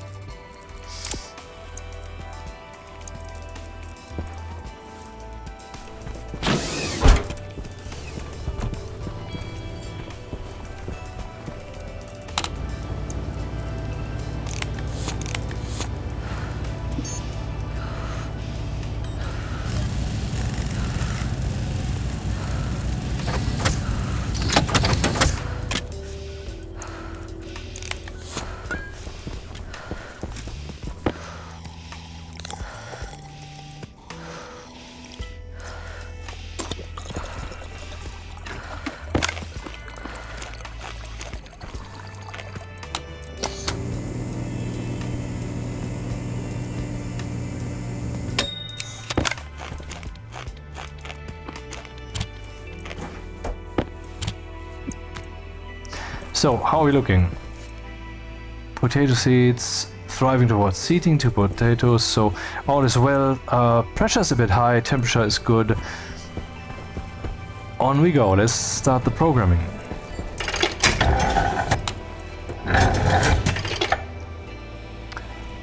First order of business, I want to take the door's button state and write that button state to the setting value.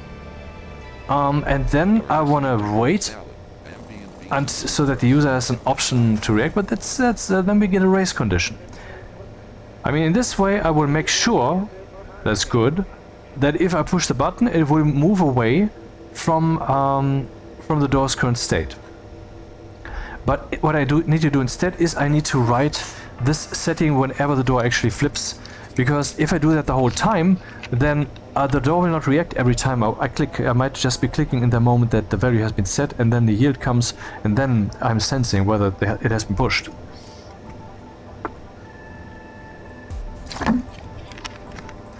So it would be alternating, would be like a checkerboard. It writes the value to whatever the open or closed state is, and then it yields, and if I push while that happens, while it has been written in that step, then nothing will happen. But I want this to toggle whenever I push this, so first order of business, react to the button. Also, we need to consider, what about the initial state? I thought about this a little bit, I have not yet come to the final conclusion. I think I should reduce the music a bit. No.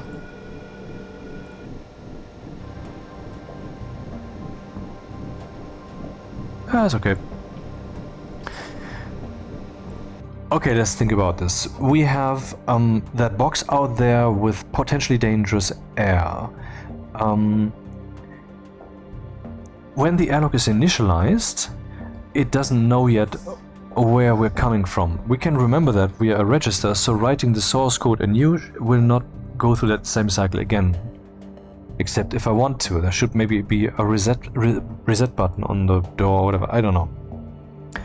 Anyway, so in the beginning it doesn't know where we stand, and so it should assume that the gas in that room is dangerous. Not necessarily, it depends on the door state. Let's say both doors are closed or both doors are open. This is an indeterminate state, and indeterminate should mean dangerous.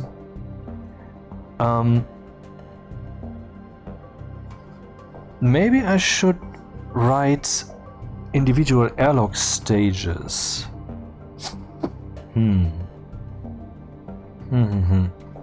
That's not a way. The order of events in which I've developed this has not been the way I'm doing it now. So I could make, let's just say, evacuate room. This is just basically placeholder stuff, and later I will incorporate the source into the actual program.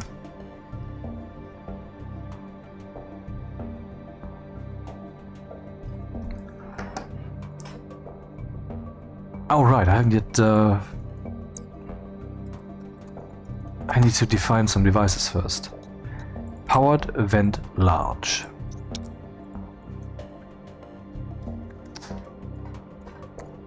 Vent hash. Define vent room.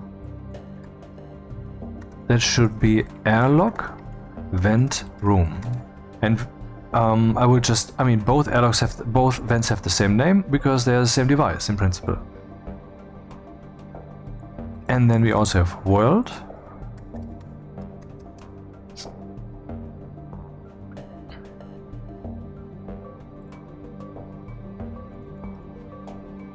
So evacuate room into what? Evacuate to world, or should I? Not sure. Let's just do it. Write to any and all vents that are vent world.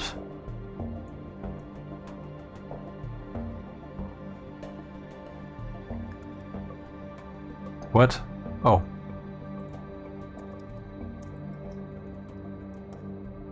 Vent world that they shall have mode 1, which is the dangerous mode, which sucks from the room, so you would suffocate if you'd be standing there naked, and then turn them on. What also should happen simultaneously is that we close the doors, and I think that can even just be done simultaneously. I don't know if that would waste gas.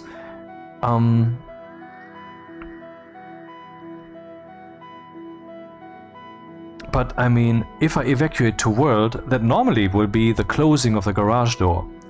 And why shouldn't the rest of the room, after all gas streams relatively slowly, be as evacuated as it can be? That would save us some time. Would waste some electricity, but who gives a fuck? Let's make some wind with all the wind that we're getting.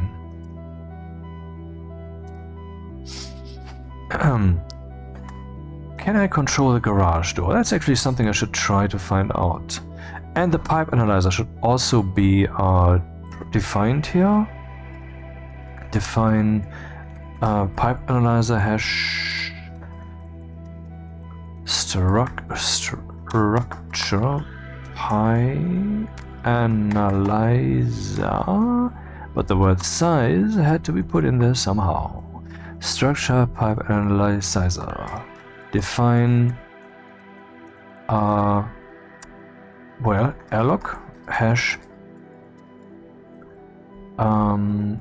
airlock anal. That's, I believe, the name that I gave it. Here we are reacting for the computer. Here we are locking the door,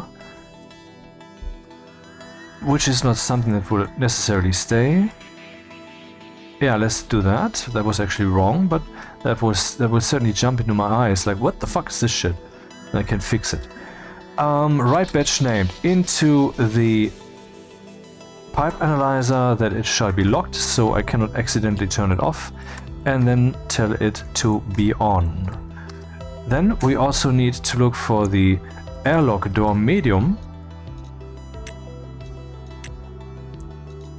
which is what this one is.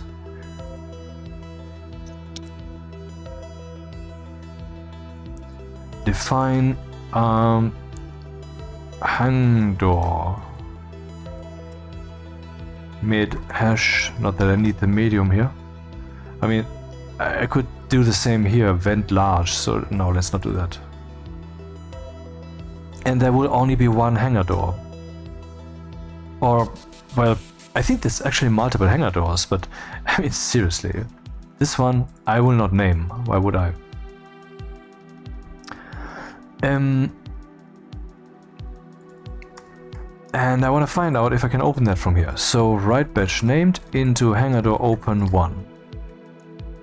Oh, right, it's not named. I think the moment I click export here, we should see that door open. Aha, that's what that looks like. I wonder, have I placed it wrong? Have I placed it upside down? Should that be actually opening towards the top?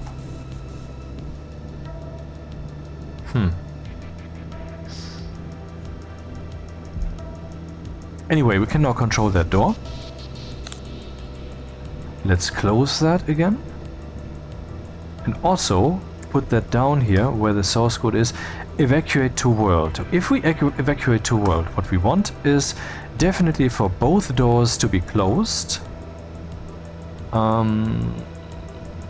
Where's the door? Here. I don't know if this is the right way to go about it. I'm just, you know, spitballing. Open 0. So the hangar door will be closed and the garage door will be closed. And then we pump as fuck. And then we would have to wait until that is empty.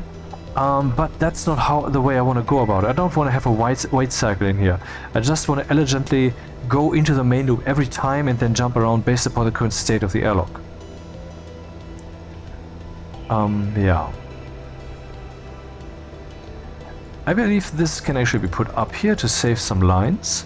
Also, stupidly, the 128 statements that we have are actually 128 lines. So this is one, this is one, this is one. You know, the more empty lines I put in here, the longer it will take for the source code to, maybe not longer, but okay, but it will force a yield after 128 lines, even if they were empty, even if they are comment lines.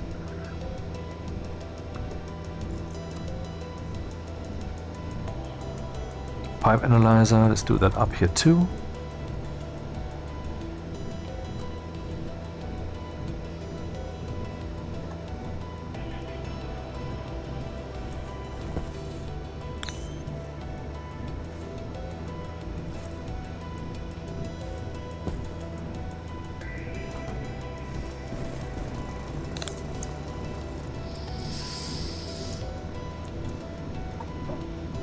Oops. Okay, let's deal with that whole with those whole button shenanigans.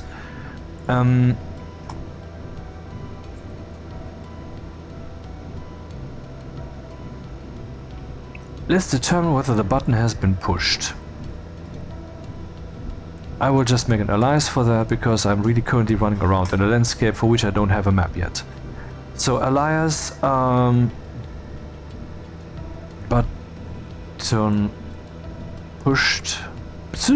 pushed R15, and then we determine whether the button has been pushed by doing multiple things. Load batch named into, well, first of all we assume that the button has not been pushed.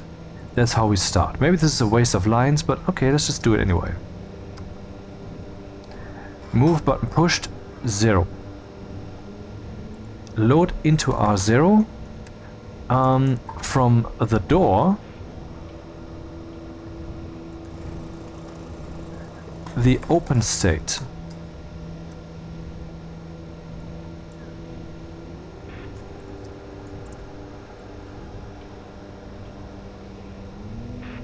And also load the setting state into R1. And if they are not equal, set the value button pushed. So this is actually not necessary then, if I actually indeed keep this around. Set the value button pushed, that register, to whether R0 is not equal to R1. Yeah.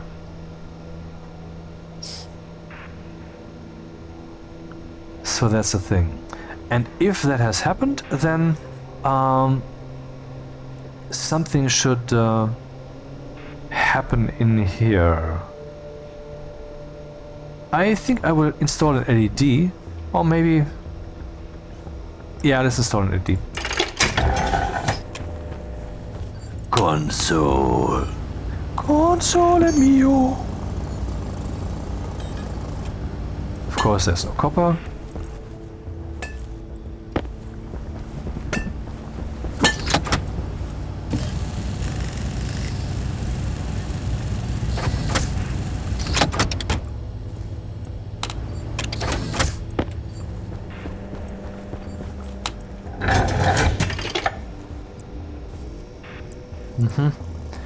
No room. Yeah, but that's good enough.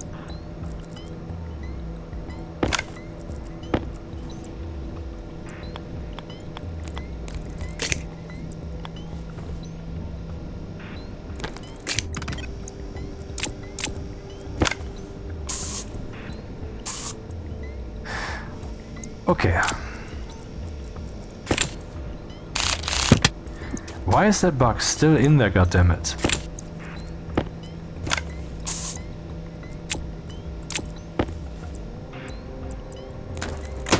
You can only spray paint these on the floor, but not when they are welded, when they're connected to the wall.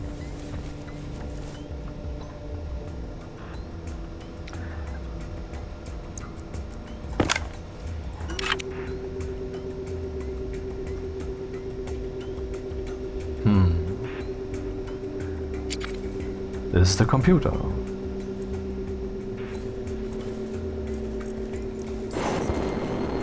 It's a computer sensor moti. But is this about the computer? No. LED debug. Or just debug? LED debug.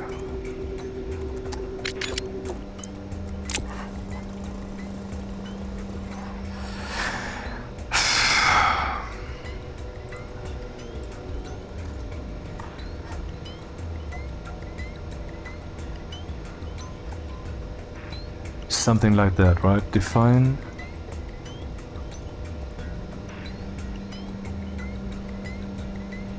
Do I care that it is small? No. Let's just do this. And gamble a bit. LED.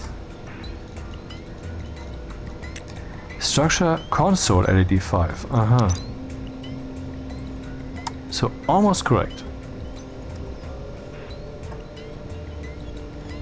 Initialize it, write batch named to the LED, on 1, I would like the color red, I would like the mode to be the one that is anyway, so that's wasted, and now I wanna... Okay, alias button debug R14. Button debug counter.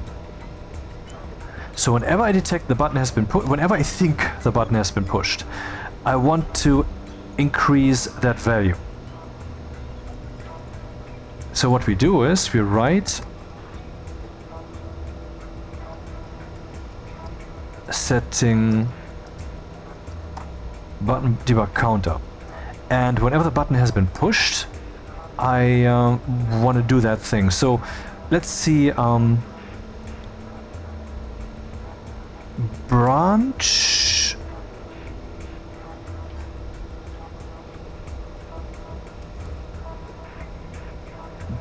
not equal to 0.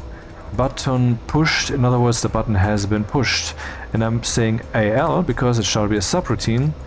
Button test.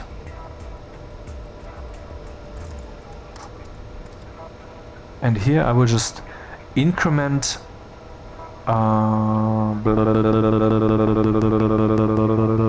this one. But one thing's missing. I need to set the button to the value that the door has. I'm not doing this now to demonstrate that this is indeed a necessity.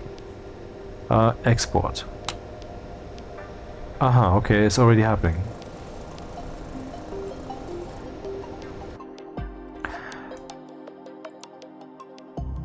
First we make sure that this no longer happens, so I will switch off basically. I will once again load into R0 whether the door is open, and then I will write to the setting of the door that value. Write batch named setting 0, which turns off the difference. Export. Aha, now it's over. Now I push the button.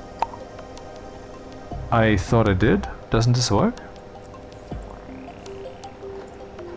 Well, they tell me this doesn't react in logic mode when it's locked. Excuse me? How do the airlocks work then? I mean, if I push this now, it will toggle. Is this using some hacks or am I doing this wrong? Well, there's one way to find out. Tell the door to not be locked. Whoops. The door. Tell the door to not be locked.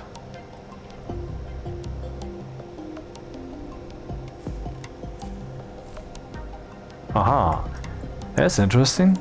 So it appears that the airlock consoles are doing something that I cannot do. Interesting. But let's try that again. I will turn the lock of the door on again, because maybe it works now. Who knows? Maybe you have to kind of reset it or... No. It doesn't react. If it's locked, it's locked. So the airlock consoles are doing something that we cannot do, if I interpret this correctly.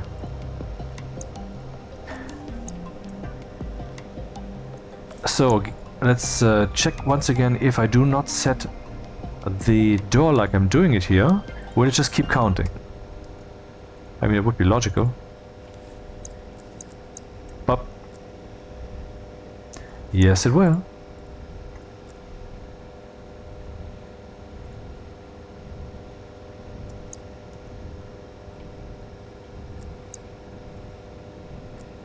Music, where are you?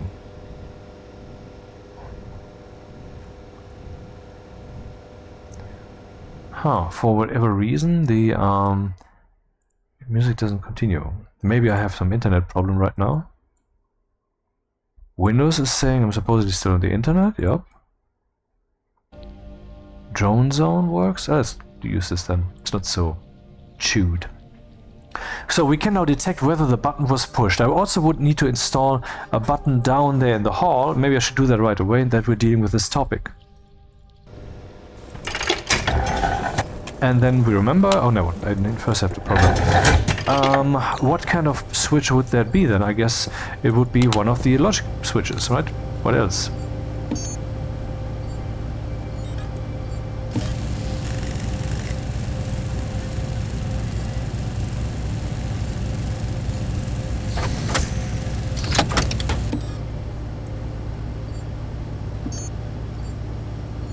I wonder if I should indeed make possibly a front porch and then the cladding.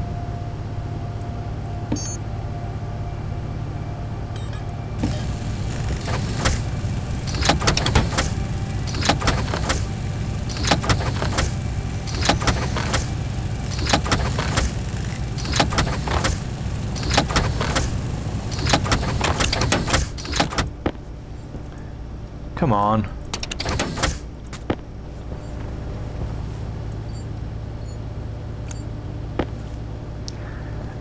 Maybe I should actually change the source code that does this thing so that it yields a bit. I mean, that should be easy. Import. Is any of this for production machines? No, it's not. Because it's definitely way more source code.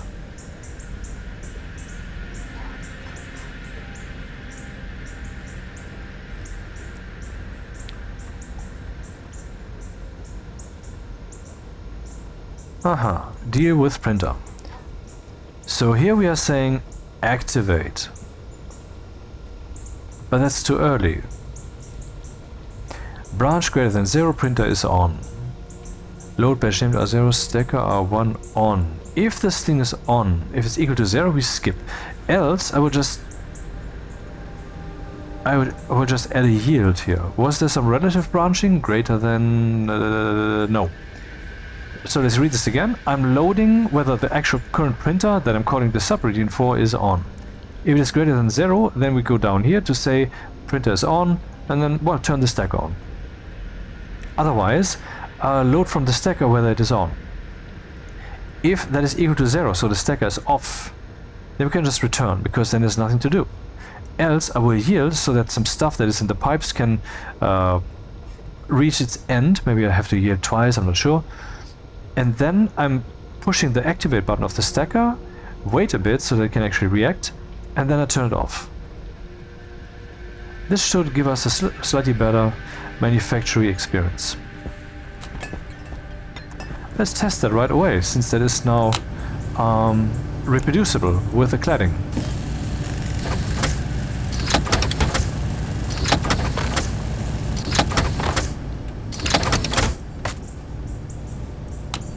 Well, in this... oh no, in this particular case it has not worked. Oh. Oh crap. Well, let's use 2 years then. That's probably the reason. Could also use sleep. Sleep 1 second. Again! Hey, is someone running? What? Oh, light. Yeah, cladding. Print! Hydration critical.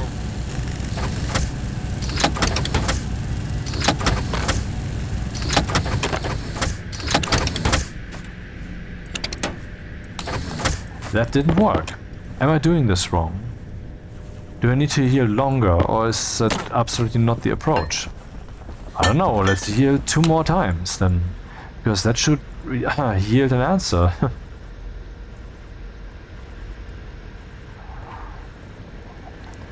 Export.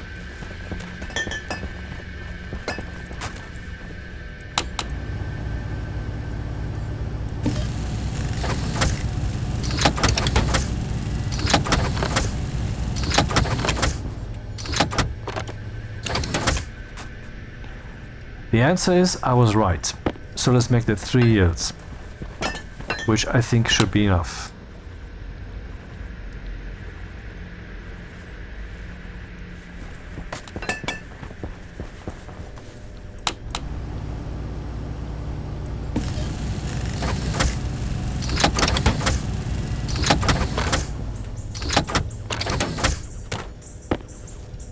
Okay, cool.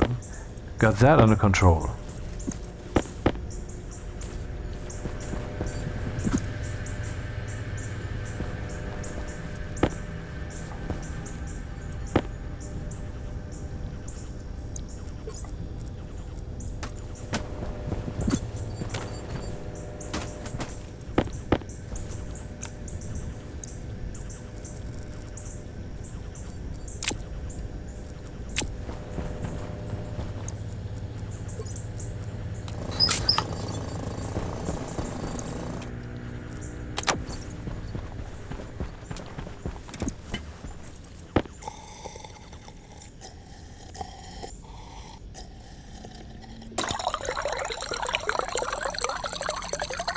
I need more flat walls for what I'm doing.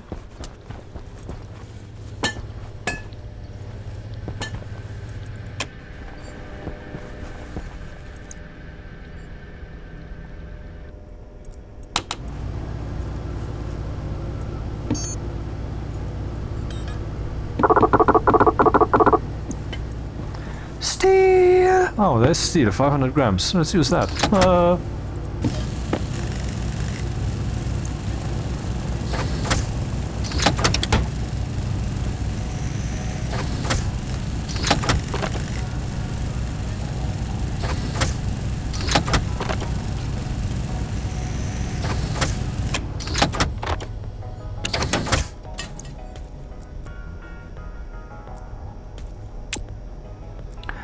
And, I mean, I cannot carry all of that stuff. Interesting, and now sound is if I have a cold. And I wonder if the band Coldplay, I know I keep saying that, but still I really wonder. Why are they called that? Because of that sound of the nose of the guy when he sings?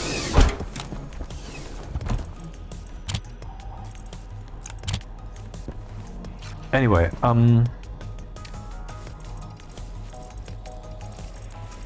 frames. 5 should be enough.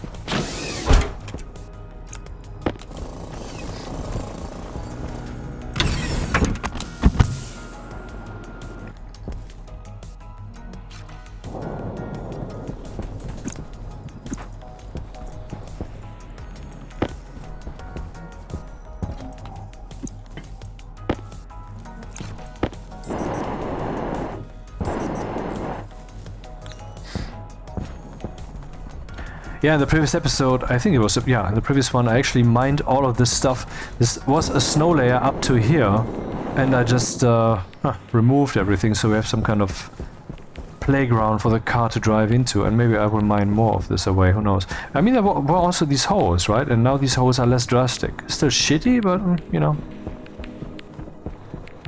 Why a front porch? Well, because then, I mean, currently it feels a bit awkward to have a lever here somewhere. Maybe I cannot even place it on the wall. Can I, though? Oh shit, I don't have it with me.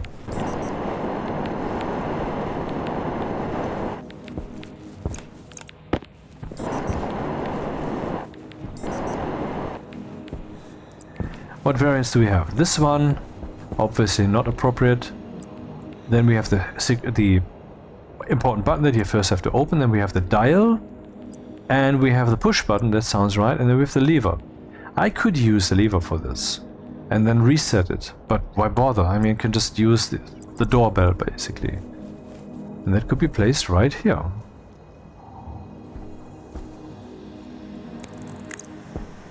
Okay, so for now I will not change the overlay.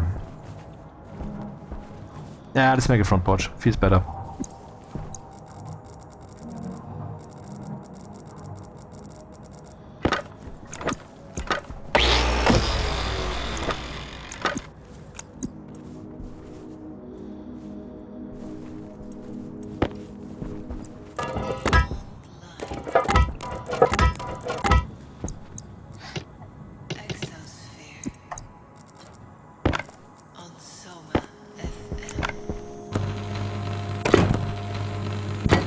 Should I? Yeah, let's close that.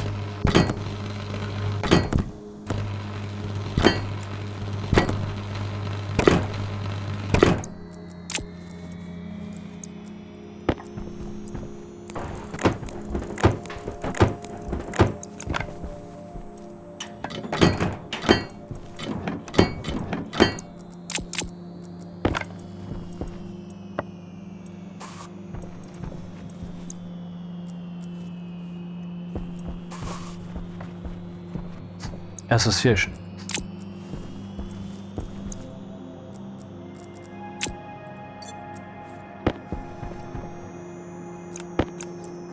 Okay, so the cladding.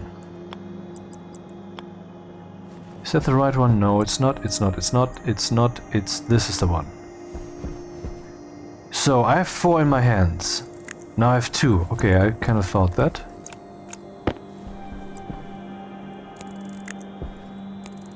I don't have enough cladding with me. Shit! But anyway, you see the idea. This little bit I would drive up with my car, and that actually works.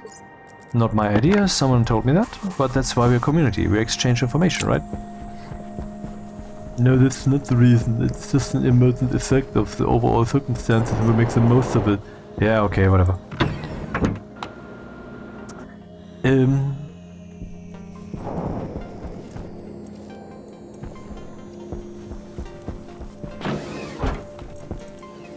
I need 2.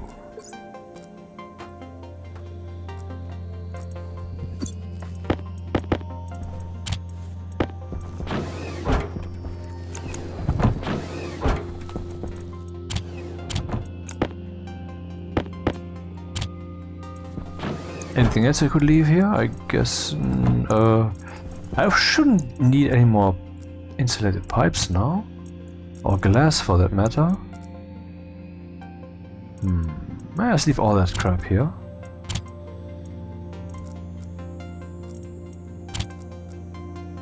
Yeah, let's leave everything here.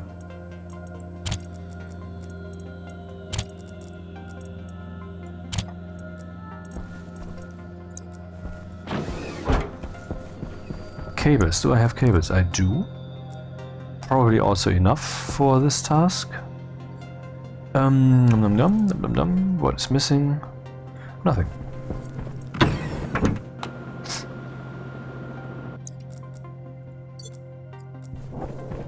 There we go, the sun is back. And soon we will see Jupiter's glorious, simple spherical form that flat earthers believe is not real. Caution. At least when it comes to Earth.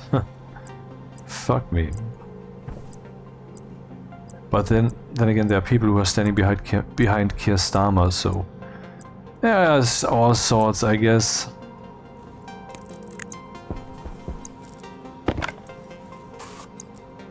And I mean not in like a road for anal fucking, but as in support.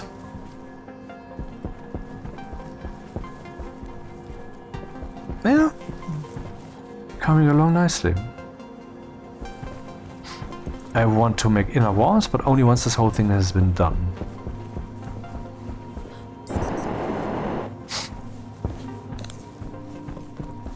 Nice. Makes you wonder if there should be some section in this room that is lowered, so I can climb up and behold from all angles the glorious window of the door. Ah, there could be a stair here that goes to another place.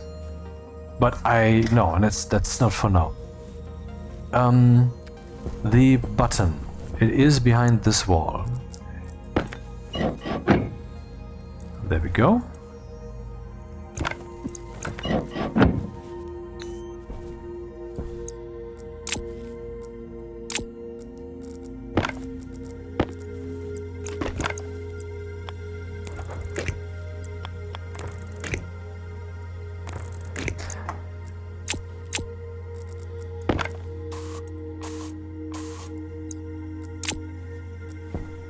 And it needs a name.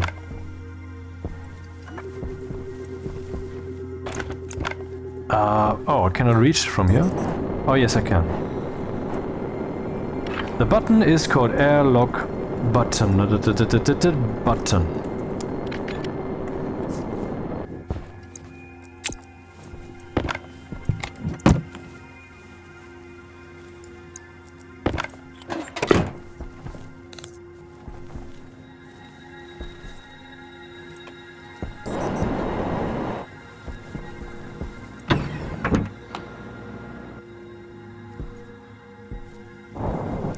Man, I wanted to install a light. Anyway.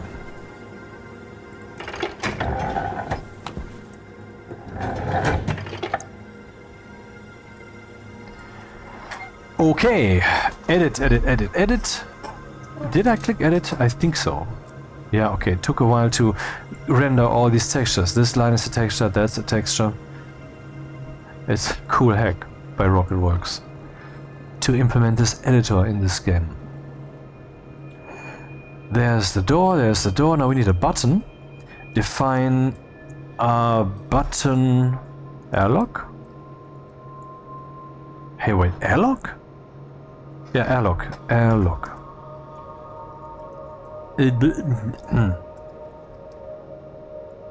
And just button would be...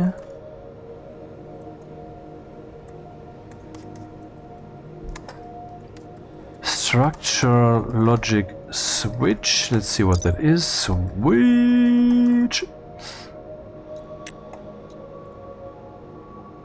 Button. And that is structure logic button. Is that the one I typed here?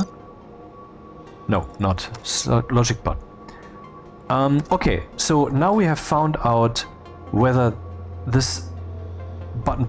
Here's the button pushed thing. But now I have to load batch named into R0. Button airlock activate, and then an OR into button pushed, what was in button pushed, and the information that we have now turned into R0. And so now this incrementer testy thing should now be incrementable from both directions. So 40 shall become 41. Actually, let's make that 42. I will push it twice in a quick row, see what happens.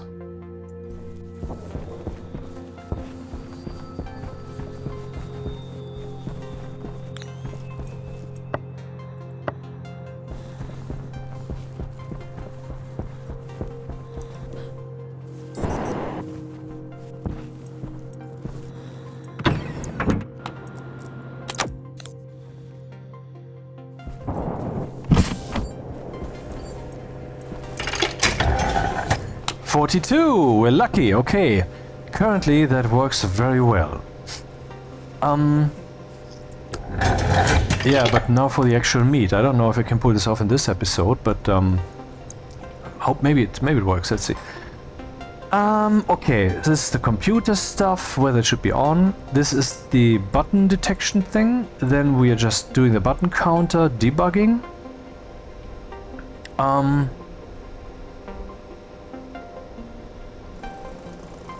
Which is of course not in the right order. Let's do it like this, as there's an extra yield between the two. And there wasn't there? Let's see. I push. Takes a while, doesn't it? I push. Yeah, it's much faster. Okay.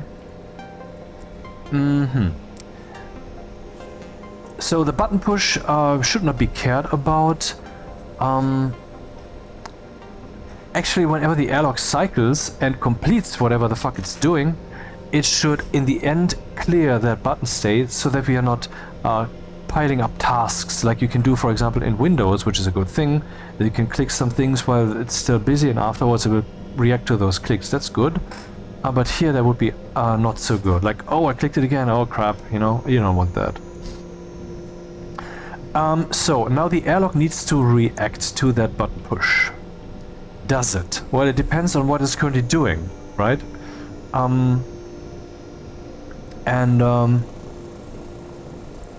mean, if we, for example, are doing this, then after this, we would want for the airlock to be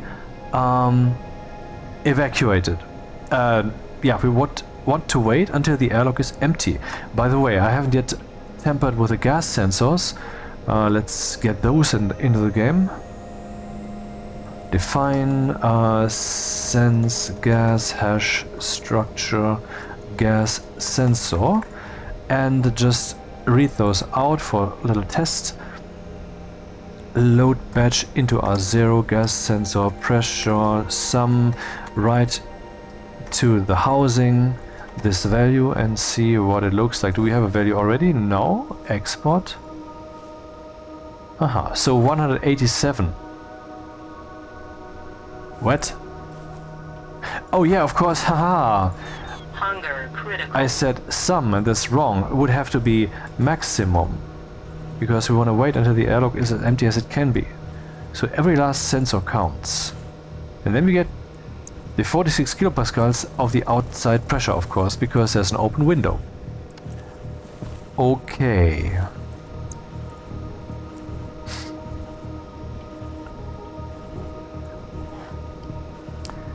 Yeah, now the hard part comes.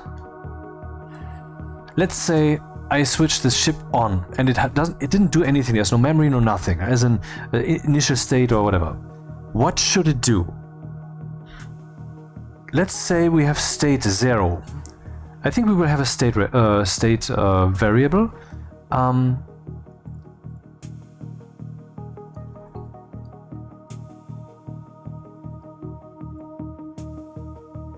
And that will be a register, alias state R13.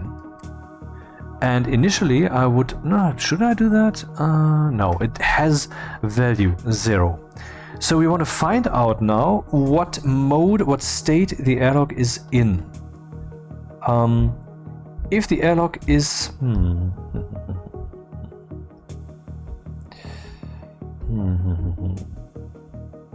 Well, let's just say this. If the state is 0, then that's an undefined state.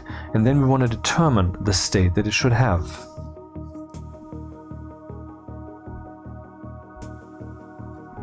So let's do this thing. Let's call initialize. That's not needed. And this is also currently no longer needed. JAL. Initialize state. Initialize state.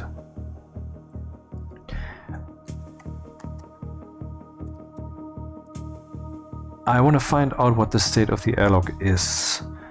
Let's say branch greater than 0, state RA. So if it is not 0, 0 is undefined, then the airlock is supposedly in a normal operation and we don't need to worry about the state. But let's say The airlock is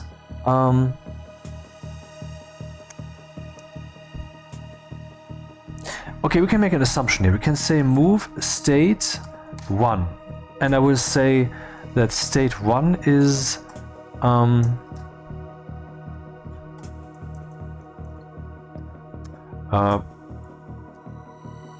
outdoor.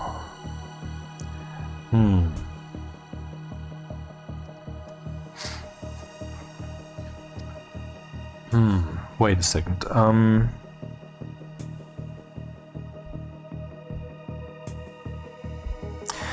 Yeah, I wanted to measure the doors.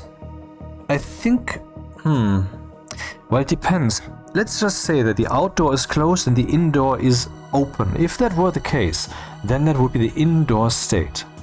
If the indoor is closed, whether the outer door is open or not doesn't matter. We should assume that the airlock's content is not good for the room. In other words, we assume the outdoor situation in all situations except if the inner door is open and the outer door is closed. If the inner door is open and the outer door is closed, then we should have a stable indoor situation, and that's the only situation in which that is valid. Only then. In any other cases, we would go for outdoor. I just don't know. Should I define? Should I actually put some defines up there? That will take a lot of lines. I don't know if we have so many lines here. I would rather stay with constants for now. Which of course makes the code more iffy.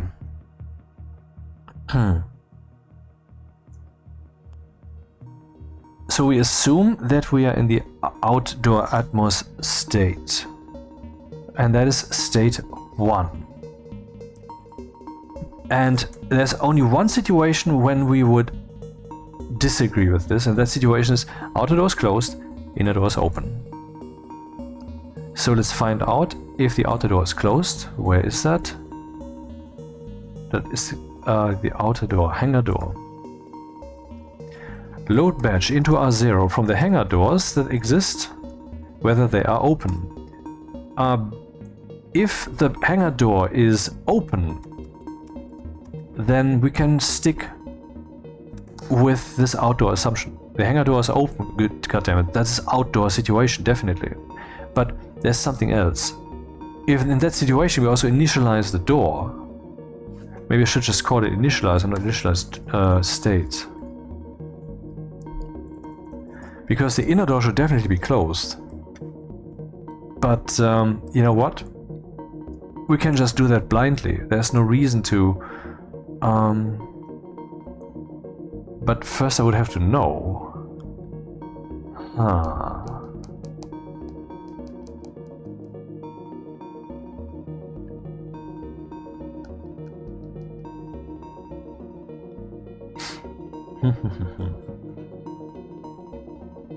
Maybe I should start with the inner door then. Load batch named into R0 whether the composite door of the garage is open. Let's say that the door is closed. But in that case I would want to know. I don't have to open the... Wait a second. Oh man, I have to initialize it in all ways. But then again, I don't know.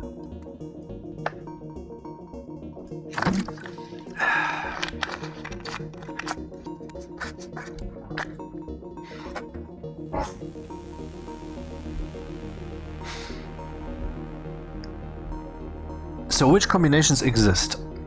Both doors are closed, both doors are open, and one of them is open and the other closed, and vice versa. These possible states exist.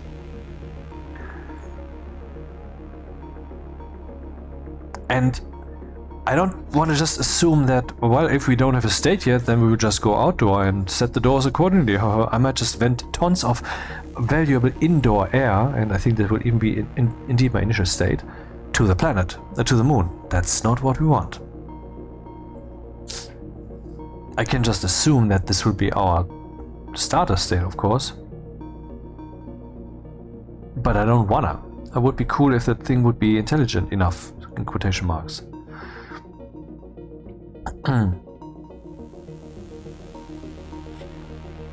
Okay, let's just write some shit down. Outer door closed, inner door closed. What does that tell us?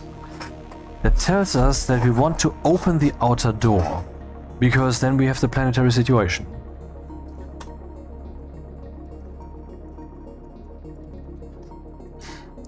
Outer door open, inner door closed, return. In other words, we could also just open outer machen. Da bin ich jetzt gerade ins Deutsche abgedriftet. Ja, deutsche Sprache habe ich versehentlich benutzt in diesem englischen Video. Ich schäme mich. Anyway, so if the outer door is open and the inner door is closed, I can still say open the outer and return. So let's say open outer, return. So I could use the same logic here. It doesn't hurt. Outer door closed, inner door open. That's actually the special case.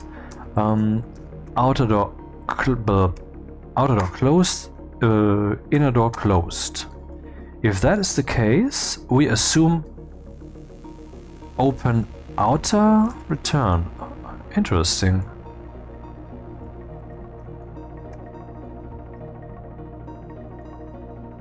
Wait, what am I doing? Oh, this is wrong. Oh, oops.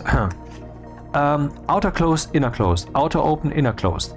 Outer closed, inner open. Outer open. What am I doing?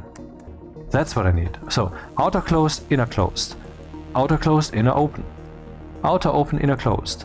Outer open, inner open. If the outer door is closed and the inner door is also closed, we open the outer door and we return. Because then the assumption outdoor is not is right, and we have also established a door state-wise. Maybe should also then set the setting value so that the switch doesn't detect some kind of. Maybe for that I can make a subroutine. Then I would have to save RA. That's a bit sucky yucky. But is it really? I don't have to return to that place. Anyway, the subroutine that I want to make is a reset button logic. And for reset button logic, I would take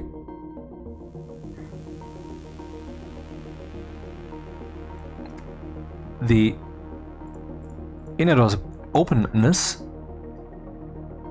write that to the inner door's button, and in addition to all of that crap, would also say that button pushed is 0. And that should be the initial state. The airlock initializes with the situation where the button is not pushed. So reset button logic. Actually, I could call that when I start the program. And that could be done then here in initialize, though that's change subroutines. It's sadly not a thing. I mean, I can implement it, but it costs lines, makes it complicated, don't wanna. So, initial, what the fuck, reset button state. Reset button state. What? Reset button logic.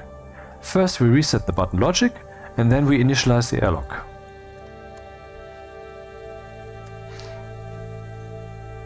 Is this the main loop? Oh, it does that every time? Oh, that's not good at all.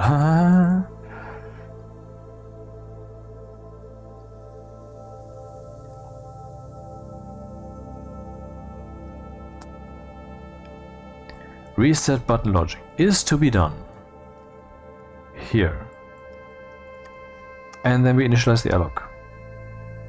And then the main loop beginneth. Confirm, save, edit, pause. So first it resets, initializes the button logic, which means that we load the openness of the inner door here, the composite door. That value we write to the settings so that we don't have a difference, so that the system, when it then enters the main loop here and checks whether the button has been pushed, will not think the button has been pushed. Also, we will say explicitly the button has been pushed, register is 0. So we start with the button has not been pushed, and the system will also not think that it has been pushed unless someone actually fucking pushes it. Next thing we do is we initialize the airlock. If the state is greater than 0, then the airlock is supposedly already running. So we're not starting over. I'm not saying move state 0 or whatever. Otherwise we assume an outdoor situation in most cases. Now we're finding out... Wait. So if the outer door is closed and the inner door is closed, we open the outer door and we return, we have the outdoor situation. If the outer door is open and the inner door is closed, we don't have to open the outer door, but we could, doesn't hurt, and we return. If the outer door is open and the inner door is open, we close inner and we return, because then we are also in the outdoor situation, definitely and painfully so.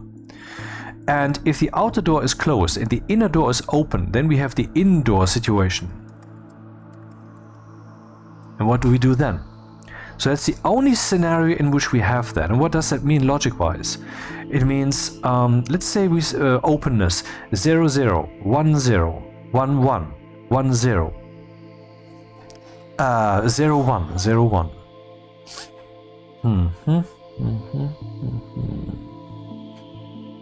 Yeah, too bad it's not just and or logic, because we have a sequence here.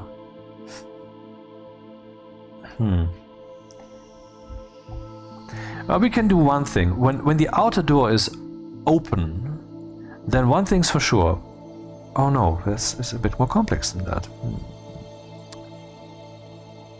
But here, this thing where I say outer door is open and inner door is closed, then we can just open the outer even though it is already open. We could also just close the inner even though it's already closed. No one will complain, because I will just shoot everybody who does. And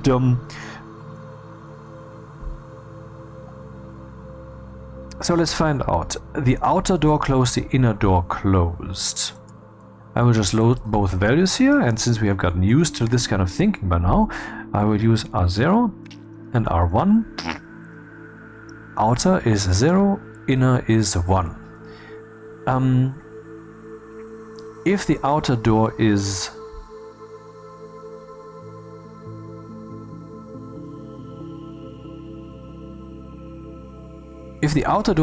open, maybe I should actually do the opposite. I should assume we have the indoor atmos. I realize that the state will not count nicely. We will not have state 1, state 2, state 3, state 4, because I don't know the other states yet. But I know that in the two states, definitely, we currently have the outdoor situation, or we currently have the indoor situation. I will assume the indoor situation because it's the outlier, it's a special case.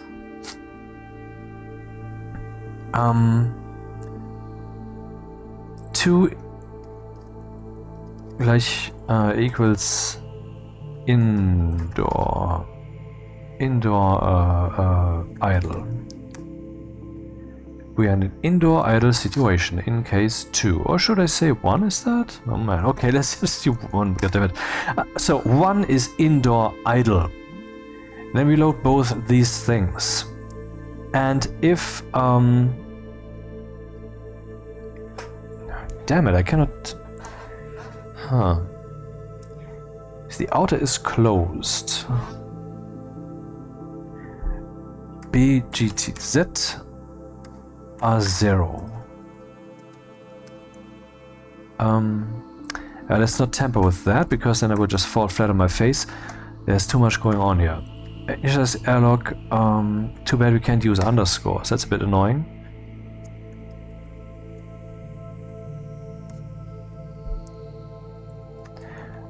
So the hangar door. If the hangar door is open, is greater than 0, then dude, we have an outdoor situation. In that outdoor situation, we will tell the hangar door to open. Hangar door to open and 1. And we will tell the inner door to close. Right batch named, inner door open 0. Yeah. And then we return. That's definitely correct. If we are in the outdoor situation, the outer one should be open, the inner door should be closed. The button has already been initialized. So if the outer door is open, what if the outer door is not open? Then we're here. Then we're arriving here. The outer door is closed now. If the inner door is closed, then we also assume outer.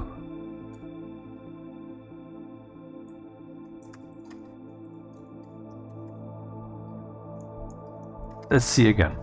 I'm checking, is the state greater than 0? Then we already have a running airlock. Now we are assuming state 1, which is indoor idle. I'm loading the hangar door, whether it's open, and I'm loading the composite door, whether it's open.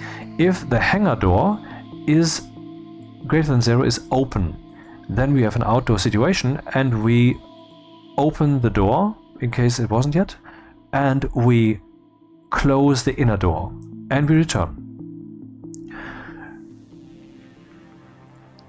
So that's what we do when the outer door is open. When the inner door is closed,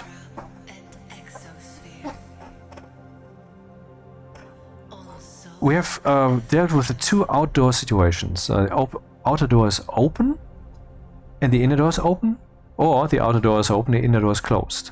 In both cases we assume outdoor. So outer door is open, outdoor situation, period. So now we have the two states left, the first line and the last line. What we have to do now is we need to check, is the inner door closed? The outer door is closed. If the inner door is closed, equal to 0, the openness of R1, the openness of the inner door is 0. If that is a 0, then this means that both doors are closed and we assume the outdoor situation, and that's what we do. And now we have the special case. Alright, I forgot one thing. The outdoor situation is when we say state 2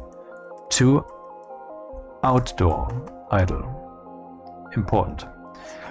But anyway, we have the indoor situation, and what we need to do then is nothing.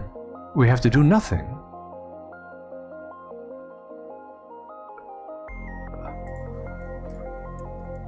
That's weird.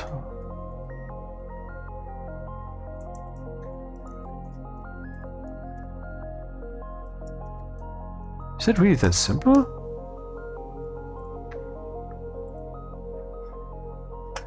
So let's check again. If the state is already defined, we return greater than 0. Then we assume we are in the indoor idle situation. And if we fall through to that situation, then we will just return. What is that situation? Well, if the inner door is open, R1 is greater than 0, and if the outer door is not greater than 0, so the outer door is 0, outer door is closed, and the inner door is open. If the outer door is closed and the inner door is open, then we assume the indoor idle situation and we return from the subroutine. I think this is it. And if we have the outdoor situation, state is 2, hangar door open, inner door closed. Now again, the logic here. If the outer door is greater than 0, if the outer door is open, then I branch relative by 2 lines, plum plum, then we end up here, which I don't need then. Plop plop. And if the outer door is open. If the outer door is not open, then if the inner door is open, outer door is open, outer door is closed, inner door is open, then we have the indoor situation, and all we need to do is nothing. But if the inner door is not greater than 0, so if it is closed, then we still assume the outdoor situation. And that's basically, by the way, the situation we have right now. We have outdoor gas in there, both doors are closed. Yeah, that should be all of this crap.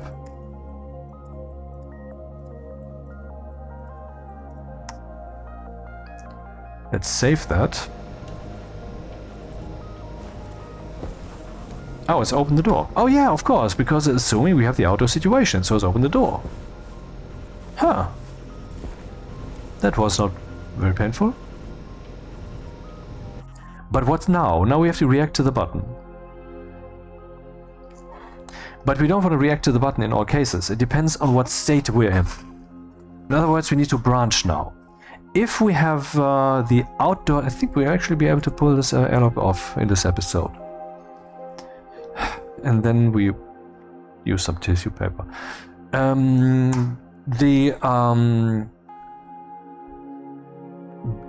So if this state is 1 or if the state is 2, I mean, the state cannot be 0.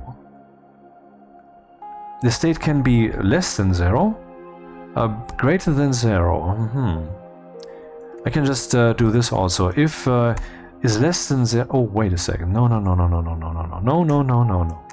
This is ideal. I'm saying greater than 0, and 0 is my fucked up state. But what if the state is -1, -2, or -1000?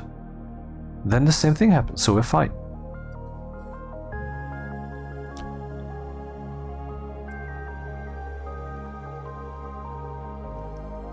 Except there's one thing. What happens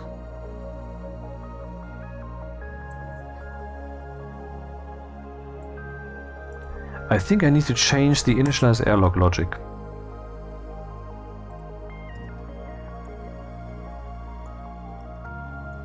If state is greater than 0, then the airlock is initialized and I can jump over this line.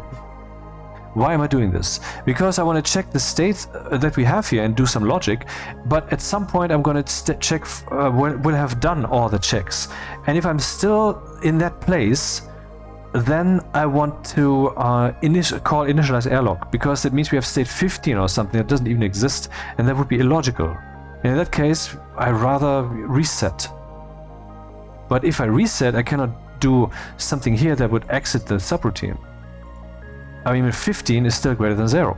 I'm not checking in here whether the state is valid. I can only do that up here. Okay.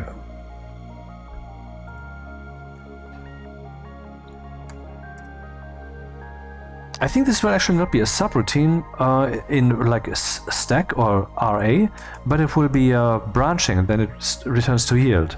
So branch if equal to 1, what is it that I mean state. If state is equal to 1, waiting for cycling. Let's see, state 1 was outdoor, yes?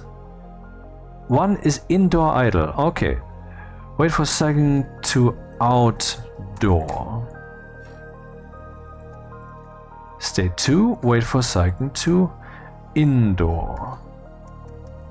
And there will also be some states for waiting until evacuation has happened, or the very complex case with the gas pipes. Is there still something in there but the room is already full, or vice versa, stuff like that.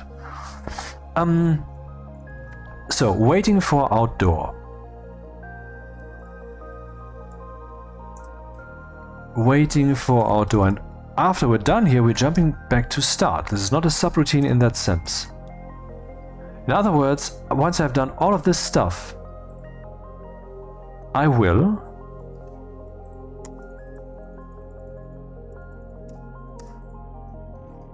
initialize the airlock. Because we cannot arrive here unless unless we have a state that has not been accounted for. But that is not JAL, that is J. And down here, we don't jump to RA, we jump to start. Move state, load badge, branch greater than relative 2 lines, branch greater than start, move SB, and start. So if initialize airlock is ever called, then we just jump, we arrive down here and we jump back to start. Is that okay? I'm checking the computer, that's fine. I'm checking the button, that's fine. The button has been reset, so that's okay.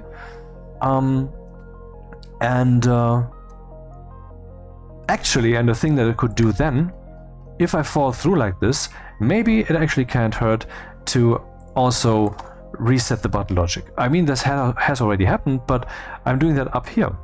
And then there's a yield. What if some asshole, like myself, pushes the button in that time, and then we fall through for whatever reason to initialize airlock, and then immediately stuff happens.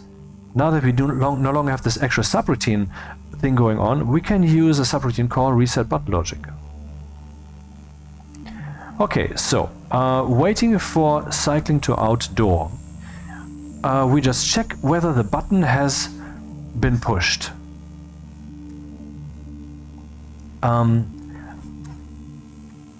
If the button has not been pushed, then we just return back to start, because then there's nothing to do. But if the button has been pushed, then what we want to do is we want to make sure that both doors are closed.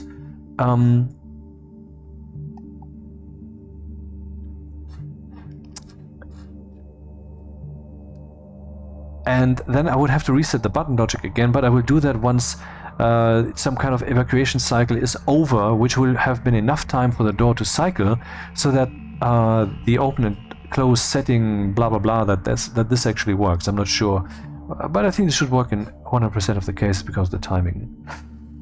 Anyway, waiting for a cycle to outdoor. Branch equal to 0, button pushed, start. But if it's not equal to 0, then we want to cycle to outdoor. This means that we want to close the door, or want to close both doors, why not? Interestingly, that's this.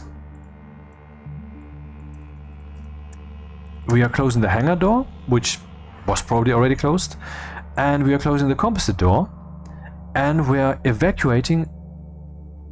Oh, here I'm evacuating to the world. That's not what we want. SBN vent world. Actually, this whole thing with the mode, I will not ever. No, that's not true. Sometimes this happens.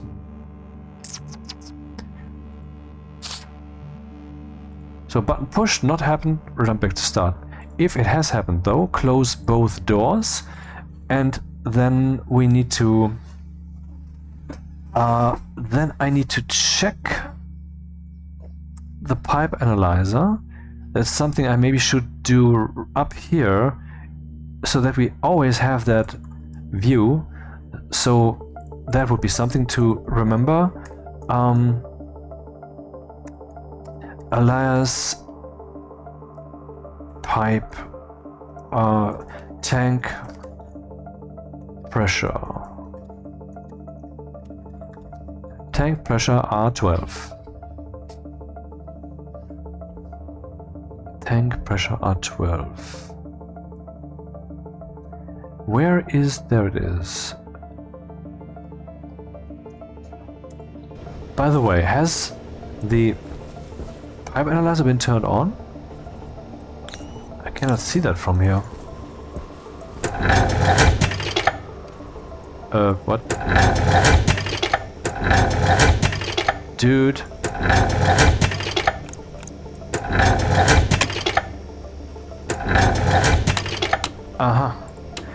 So this is a bug that in my 2,200 real hours of Stationeers I've never observed, except in recent days.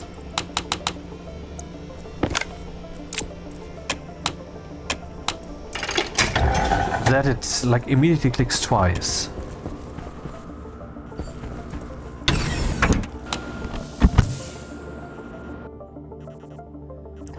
Is the pipe analyzer on?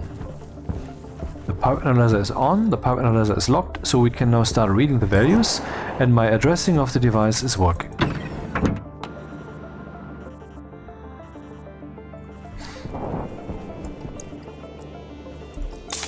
Tank critical.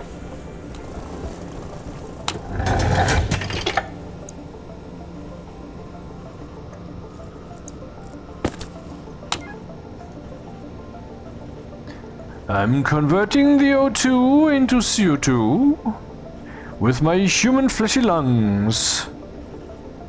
Slowly I'm suffocating, and the plants are singing hooray. Anyway, so the pipe analyzer. We are loading batch named into the field tank pressure the pressure.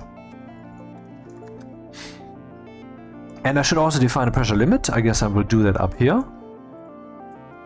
Define max pressure 30 megapascals. And in that case I will not even start that vent.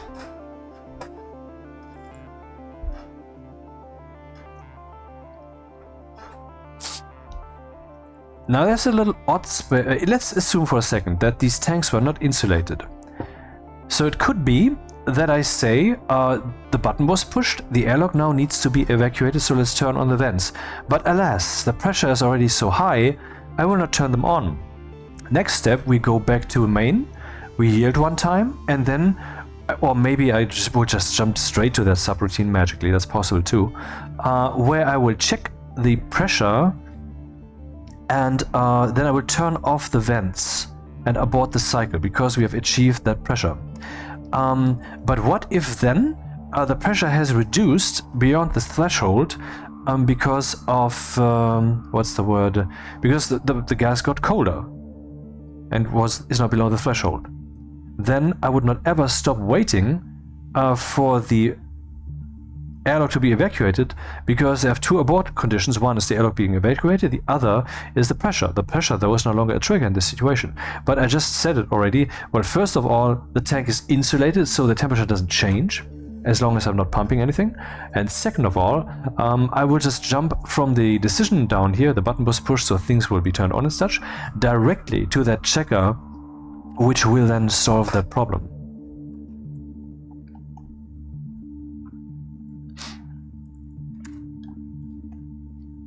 Okay, so right badge name, door composition, garage, blah blah blah. And now I want to turn the vent on, but do I? That's the question. Branch if greater than or equal. I mean it's a decimal number, so who cares? Equal, greater than would be the same thing. But I want to express intent. So if the actual pipe pressure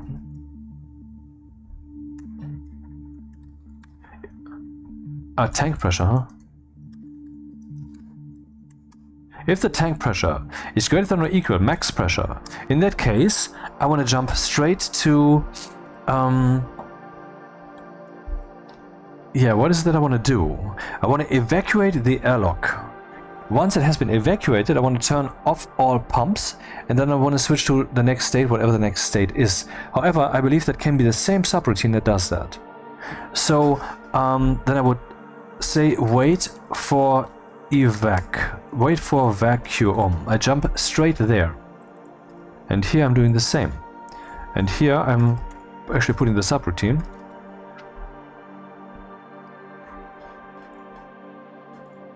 Could also just do a fall through and remove this, but okay. The button was pushed, is not equal to 0, so we're here. I'm closing the hangar door, I'm closing the inner door in case that was not the case. Just, I mean, it's a bit superfluous and redundant, but who cares? Then I'm checking, is the tank pressure greater than or equal to the max pressure? Then I will just jump straight to wait for vacuum, where I will also do this check and then just open the doors, just waste some station atmosphere, who cares? Because, I mean, I cannot accommodate for more gas in the tank. But if the pressure is not yet that high, I will say turn on the vent room to pump into those tanks. Wait for cycle to outdoor. So mode 1 sucks from the room into the pipes, and now I'm turning this on. And then I'm jumping straight down here to wait for vacuum, which, okay, let's do this then. Fall through. Too bad we can't write comments after labels. That's a bit sucky yucky.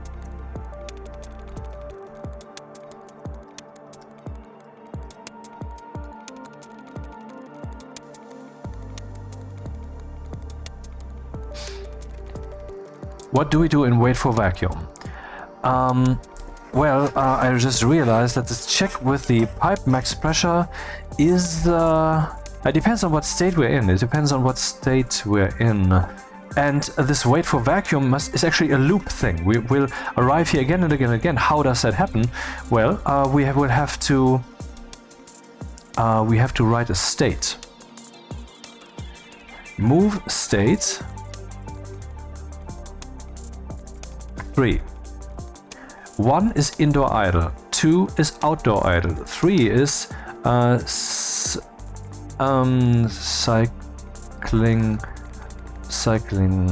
cycling towards outer. And here I check if state is not equal to 3. Branch relative if not equal to 3. If state is not equal to 3, I will jump by a few lines. But if it is equal to 3, then I'm cycling towards the outdoors, and I do care about the tank max pressure thing. So let's see. If the tank max pressure is greater than or equal to this, what do I do then? If the tank pressure is too high, then I want to stop cycling. In other words, I once again want to do this. If the tank pressure is less than max pressure, then I want to keep executing. But otherwise, I want to say move state 2, because we are already in the outdoor situation. Outdoor idle, except one thing I need to do, I need to open the doors. I mean, not both of them. I will once again write both doors, even though that's definitely a waste. Hangar door shall open, inner door shall close. We have cycled towards the outdoor, and then I want to jump back to start because we have changed the state to idle outdoor.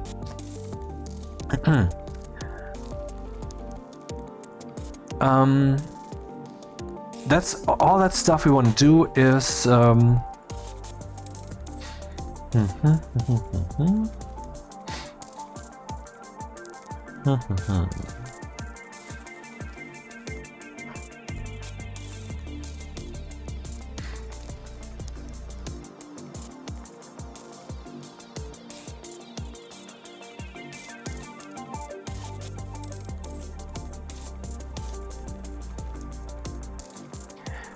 this relative branching here is a bit wild in my taste.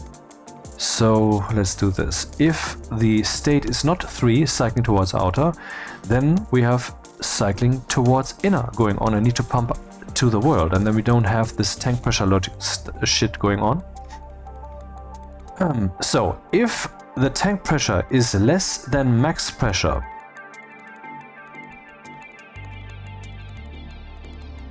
then we can actually jump. Oh.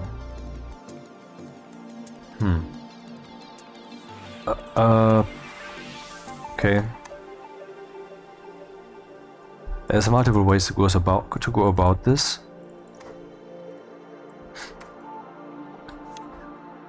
Anyway, so wait for vacuum. If the state is not 3, wait for vacuum. If the state is not 3, which is cycling towards outer, where we're pumping into our tank, then we want to skip all this tank logic and we want to jump straight down here where we are checking whether the airlock is evacuated or not, and then act. But if that is not the case, then we need to check the tank. If the tank is less than max pressure, then we can just do normal evacuation. But if the tank is greater than or equal to max pressure, tank pressure is greater than or equal to max pressure, then we want to switch to state 2, which is outdoor idle, and we want to open the hangar door and close the inner door, which is already closed. I know this is redundant, but you know, it doesn't hurt either. And I realized that in these places I have to also reset the door, the button logic, when I'm falling back to idle, basically. I could also, wait a second. Wait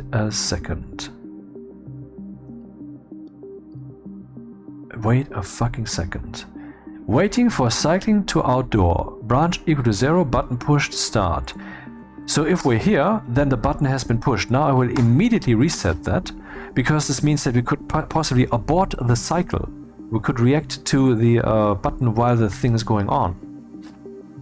That isn't yet in there, but at least it's prepared now, and we need to reset the button logic anyway. Okay, so wait for vacuum. If it's not cycling towards outer, then we just do the normal logic. But if it is cycling towards outer, so it's pumping into the pipes, then we want to check if the pipe pressure is the tank pressure is too high.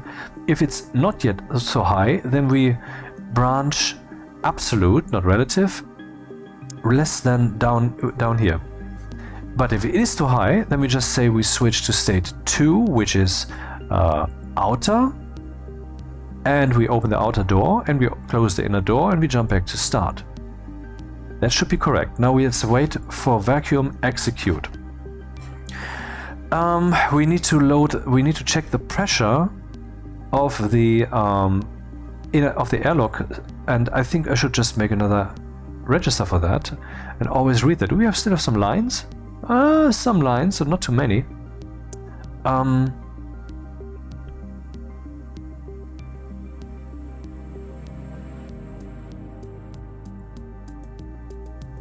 we can add another state here, and that is wait for vacuum. And funny enough, state 4 is the same. Because I will distinguish that later down there once the vacuum has been detected. But first we need to load the pressure from the gas sensors, which we have already done somewhere. Aha, here we go. That has to happen where? Up here. Do I have an alias? No, I do not. Alias room pressure R11. 15, 14, 13, 12, 11. Room pressure. So I'm loading batch into room pressure from the gas sensor, the pressure. And I want the highest level, so if there's two sensors, one of them says, oh, it's vacuum, the other one says, no, there's not. I want to listen to, no, there's not.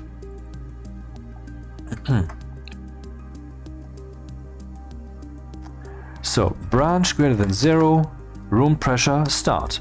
Because then we don't yet have a vacuum, so the entire loop with its open nice state logic will just pop, pop, pop, run through that stuff again. But if the room is evacuated, then we want to turn off the active vents, and I will just turn both of them off because I just don't give a crap. On 0, both of them. I mean all 4 of them. They are off now, and then whatever happens next depends on the state. So is it state? Wait, we're currently in this loop here. So we have either state 3. Oh, wait a minute. Yeah, we have either state 3 or we have state 4. Branch relative if not equal to 3. So here we are cycling towards indoor. And when we are cycling towards indoor, I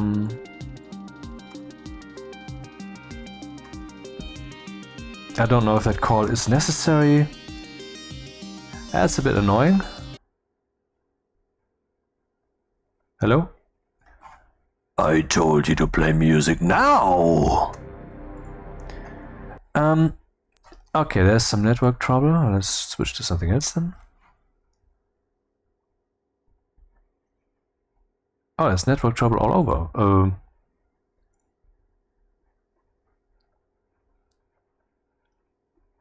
Huh. Well,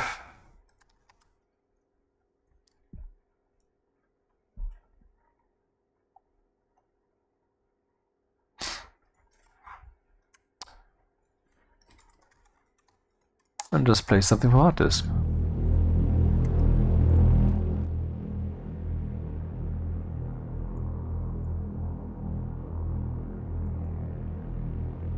This one is 10 minutes long, so she should keep us busy. Anyway, so wait for vacuum exit. Where was I? He was saying if the room and if the pressure in the room is greater than 0, then we have not yet fulfilled the emptying of the room.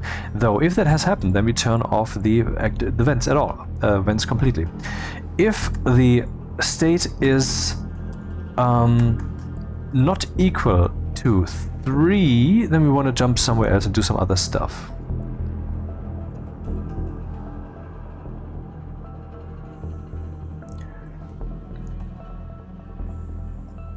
Yeah, so currently the music display is a bit fucked.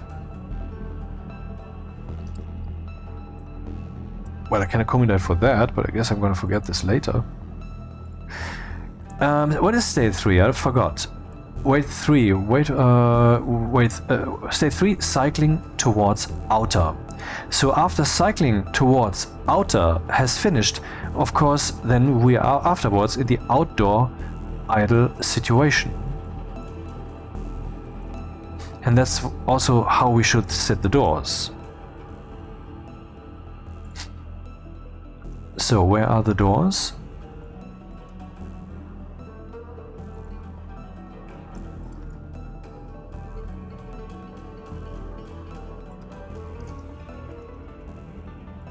Oh, the music kicked back in. I was wondering, I didn't know that song like this. It almost worked. Huh.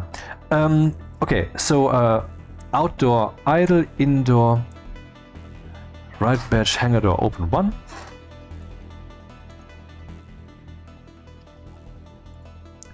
Branch relative not equal to... If we are not in state 3 being cycling towards outer, then we do go somewhere else. But we are now in the state cycling towards outer, aka pumping into the pipes. And since that is the case, I mean, didn't branch away here, not equal, no. We're staying here, we're saying we have cycled towards outer, so we are now outer. So we open the door, outer, and we close the inner door, and reset the button logic, and we jump to start. Okay. 1, 2, 3, 4, 5, 6. Yeah, but that's waiting, that's an accident waiting to happen.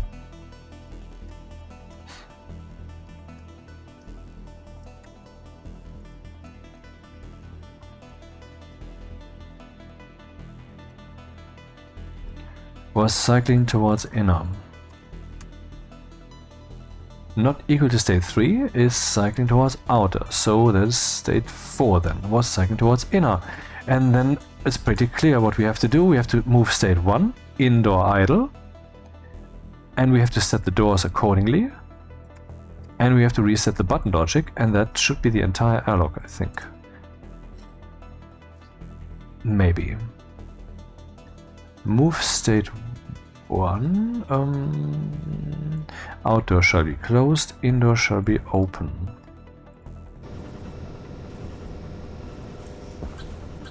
Aha, something wrong? Incorrect variable at line 56.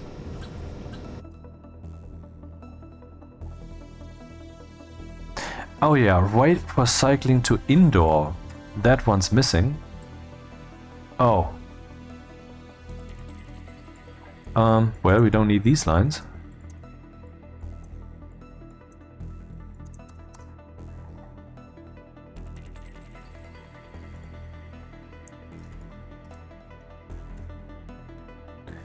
If the button has not been pushed, we jump to start. Then we reset the button logic. And then things already get a bit iffy. So since we have been waiting to cycle to indoor, what we're doing is we're closing both doors. It seems awfully redundant. And then we just turn the vent on, but the world vent, cycling towards indoor, means we're pumping to the outside. And we turn the thing on.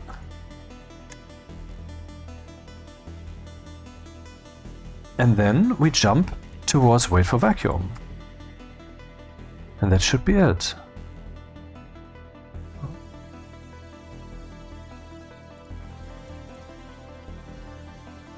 What are we doing here? Oh, we're setting the state. Yeah, okay, that of course has to happen. State 4. That should be the airlock. Let's see. State 4, wait for vacuum. And that is cycling towards indoor, right? Whenever I move the button state, I should write what that does. Cycling towards inner. Waiting for cycling towards indoor, push button, cycling towards inner. And that's 4. And how is that being handled here in wait for vacuum? If not equal to state 3, then it's state 4. Then we go here to wait for vacuum execute. If the pressure is still higher than 0, cycling towards inner, then we just jump back to start. Otherwise we turn off all the vents. We check what the state is. If it's not equal to 3, then we go here, and that's our situation. Then we say state 1, which is indoor idle, that sounds right. And then we close the outer door, we open the inner door. This one is superfluous, but this one is necessary. We reset the button logic. I think the airlock is complete. Without any abortion stuff yet, but... should we try it? Maybe I should get my oxygen bottle, huh?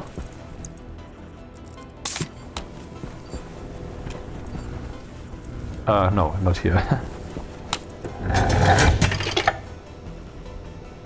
Oh, right. The room would have to be closed. Currently it's not really a room. And I don't have the materials with me to make that happen.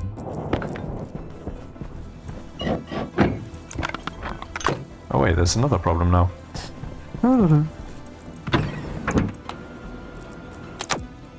I need a glass wall.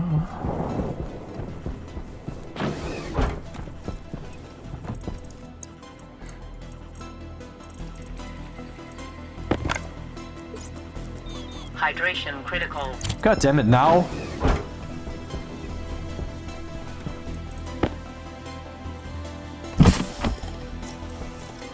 And I'm hungry too.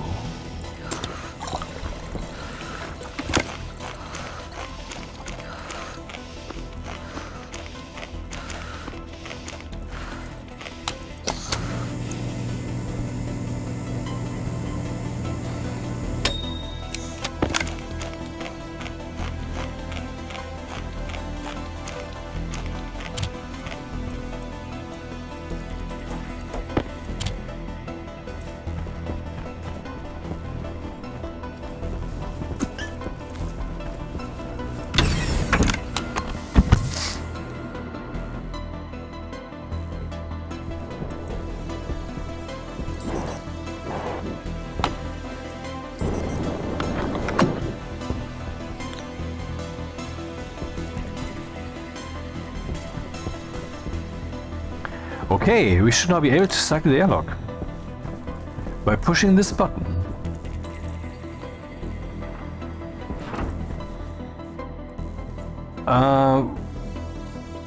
Yeah, well, something's very wrong. These guys are pumping.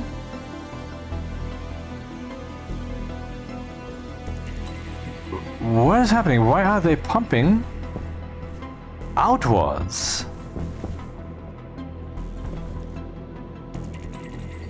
Why are they pumping outwards? And why are they pumping? I mean, this is very wrong.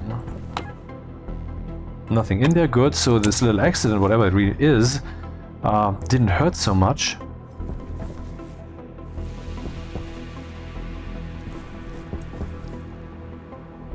God damn it, what's happening? Why? I mean, seriously.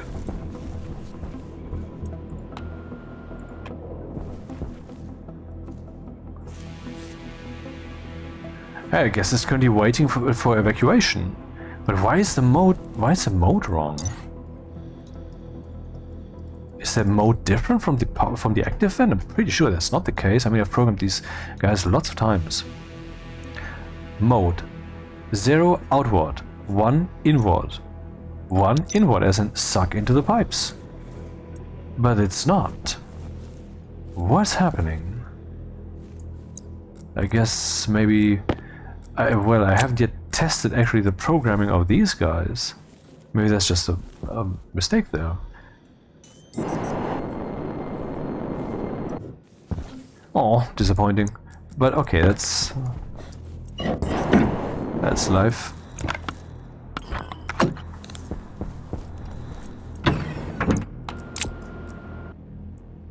I should actually write the current state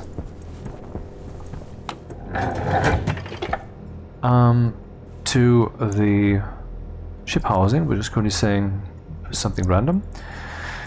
Yeah, we still have a line or two. Yeah, I could compress this a bit, and there's probably also some redundancies that I could kill.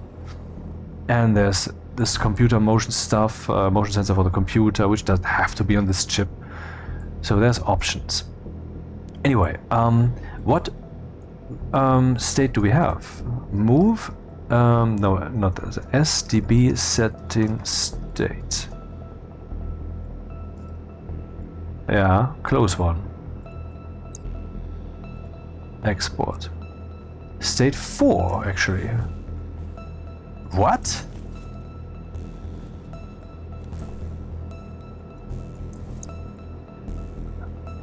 What is state 4?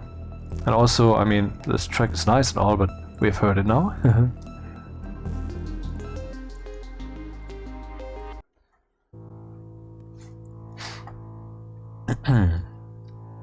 State 4.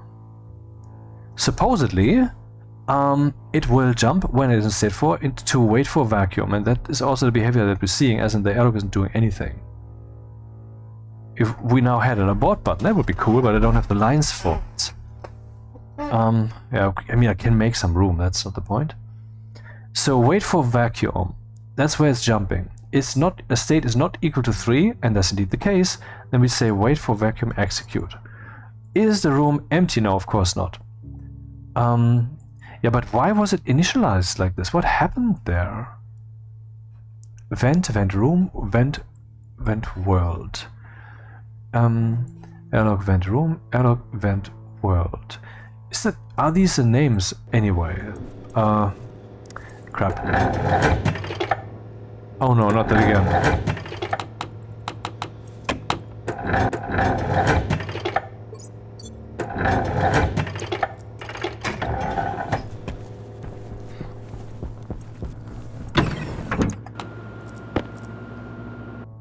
What is the name of these vents? Airlock, vent, room. Airlock, vent, world.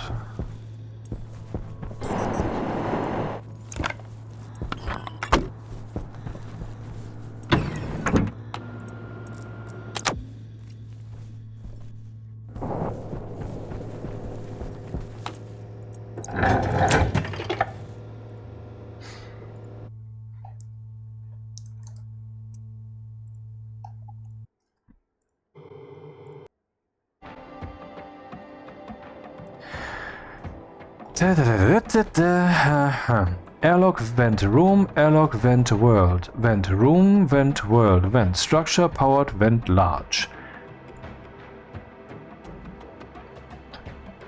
So I pushed the button and then something happened. Either it was this one or it was the other one, I don't know which one it was. According to the initialization logic, which should have been called, because the state 15, 14, 13, 12, 11. The state was not initialized, so it was 0 or something other invalid. So it should have fallen through. What has it done meanwhile? Setting the computer on off, doesn't matter.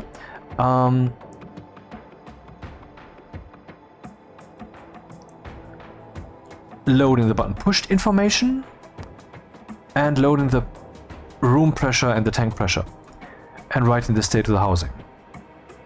So none of these apply. Then initialize airlock was called, because it's the only way it could go down then. Let's see how these methods, how these functions work. Is there any jump RA anywhere? Button test, yeah, that doesn't count, can actually be removed again. Here we have reset button logic, but otherwise we don't have any JAL. Yeah, it's the only JAL I can see. Good. What does it do here? It loads from the door where that's open, and it writes that as the setting, and also sets button push to 0. That's fine. So initialize airlock was called. First reset button logic was once again called, and then we are setting, we are assuming indoor idle. Then we are loading the hangar door, whether that's open, and we're loading the composite door, whether that's open, into R0 and R1 respectively. If R0, the hangar door, is open, then we will just say we are in an outdoor idle situation, and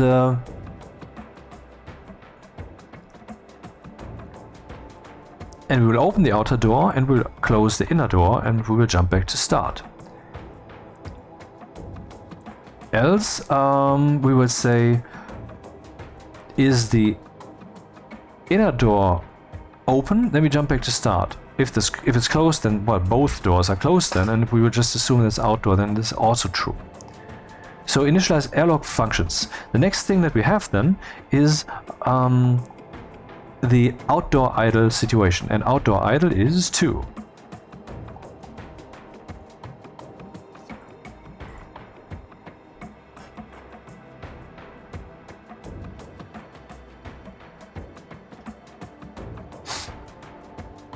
Wait for cycling to indoor. Yep. So wait for cycling to indoor is the new subroutine that I shed into this place here. Is button pushed equal to 0, then jump back to start because there's nothing to do. But if the button has been pushed, then reset the button logic, close the hangar door. That is something we did observe. Oh. That's the mistake, or that's a mistake, and maybe that's the mistake, who knows. I just set the world vent to mode 1, not the room vent, and then it just turned the room vent on. Yeah, congratulations. Also, what logic is this? We need to go, this needs to actually go to world. Because we need to pump that to the outdoors. Ah, by the way, when we're doing initialize airlock, oh wait, I don't have any lines for that. Nom. But I can just turn them off manually, they're not locked. Move state. Then it says... So vent room mode 1, vent room on, vent world mode 1, vent world on 1. So I just turned the wrong vent on, that's all that happens, I think. I think that's the only mistake. Well, now I have to go in there. Let's close that, to be sure.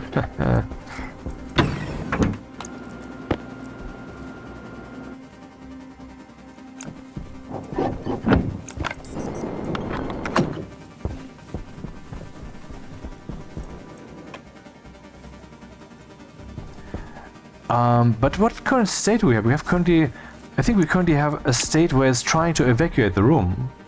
And that won't happen because the room is, it's waiting and waiting and waiting. And the airlock source code is not prepared for that. Let's see, what could we do with the abort button? Currently it's not reacting to that. But what could we do with that? We could abort the evacuation. Yeah, and that's very, very easy to do. I need one more line of code. Don't even have to delete all the test code. Only need to mush things a bit closer together.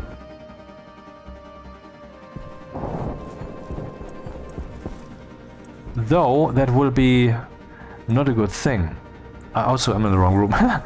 Because if I do that, then in this situation we would just open the inner door because the cycling to inner would be considered complete. With all the outer atmosphere and everything in here would die, except this room would protect this. So I need an airlock reset button. I need a way to reset the airlock. Programming this is a problem because I don't have any... what's the word? Any lines left. But I will just hack something then. First of all, let's write this one line that I wanted to write.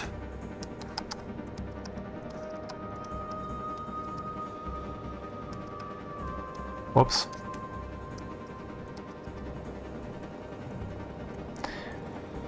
Mode 1 is good, yep.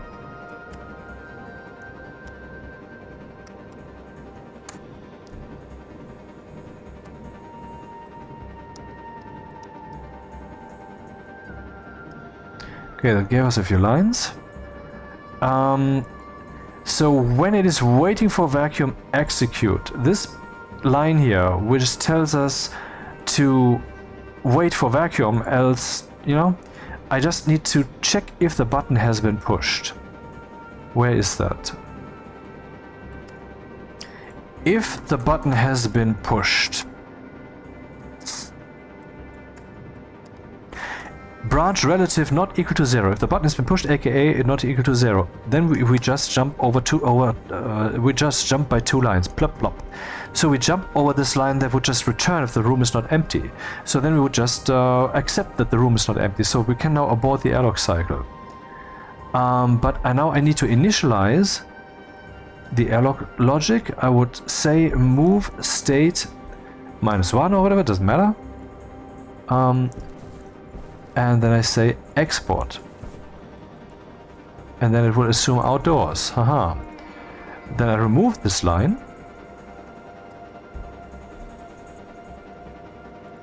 And nothing else will happen, of course, because everything is fine still. And now we should be able to cycle.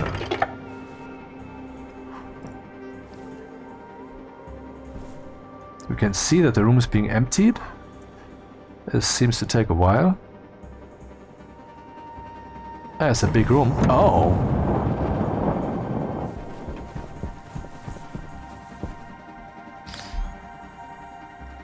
Yeah, the pressure is of course very low because I thoughtfully closed that door.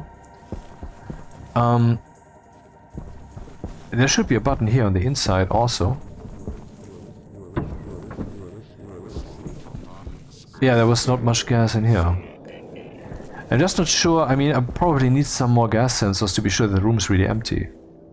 That's basically the only flaw that I currently see, apart from the missing button.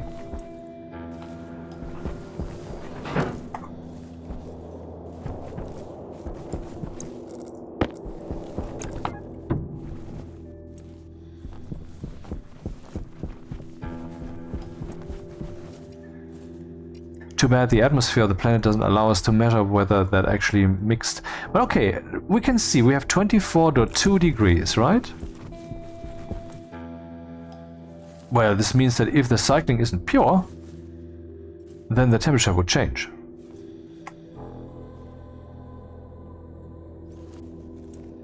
And, I mean, the cycling is probably not pure. Probably not. It's just too fast.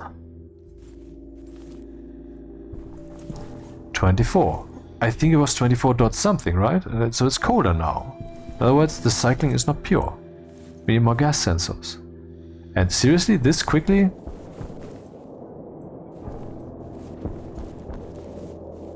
But the concept seems to work. Question is, can we abort the cycle?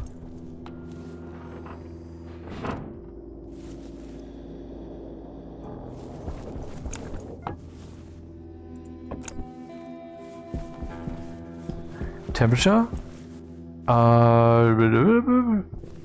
Wait, what? What? Am I stupid? What temperature?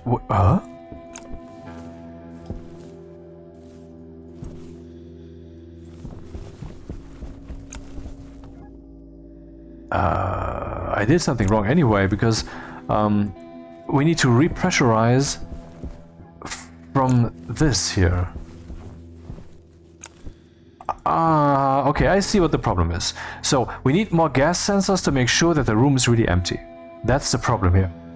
Because currently we have basically no pressure, but minus 140 degrees because it's outdoor temperature. And the thing thought the room is empty, and so we can open the indoor. But what that does is it actually, we need a repressurization cycle. I forgot that, and this means that this will be... Okay, this is going to be interesting to get all those lines in there. Because I forgot those. I forgot the repressurization cycle. And we need more gas sensors. And it's late, so I go to bed now. But I mean, well, I achieved quite something.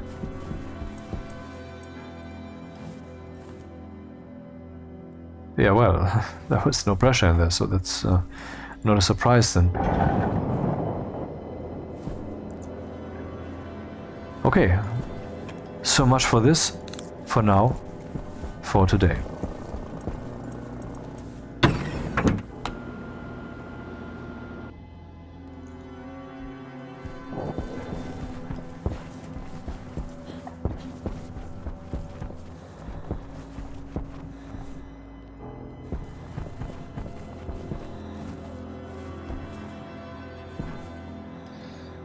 See you again next time.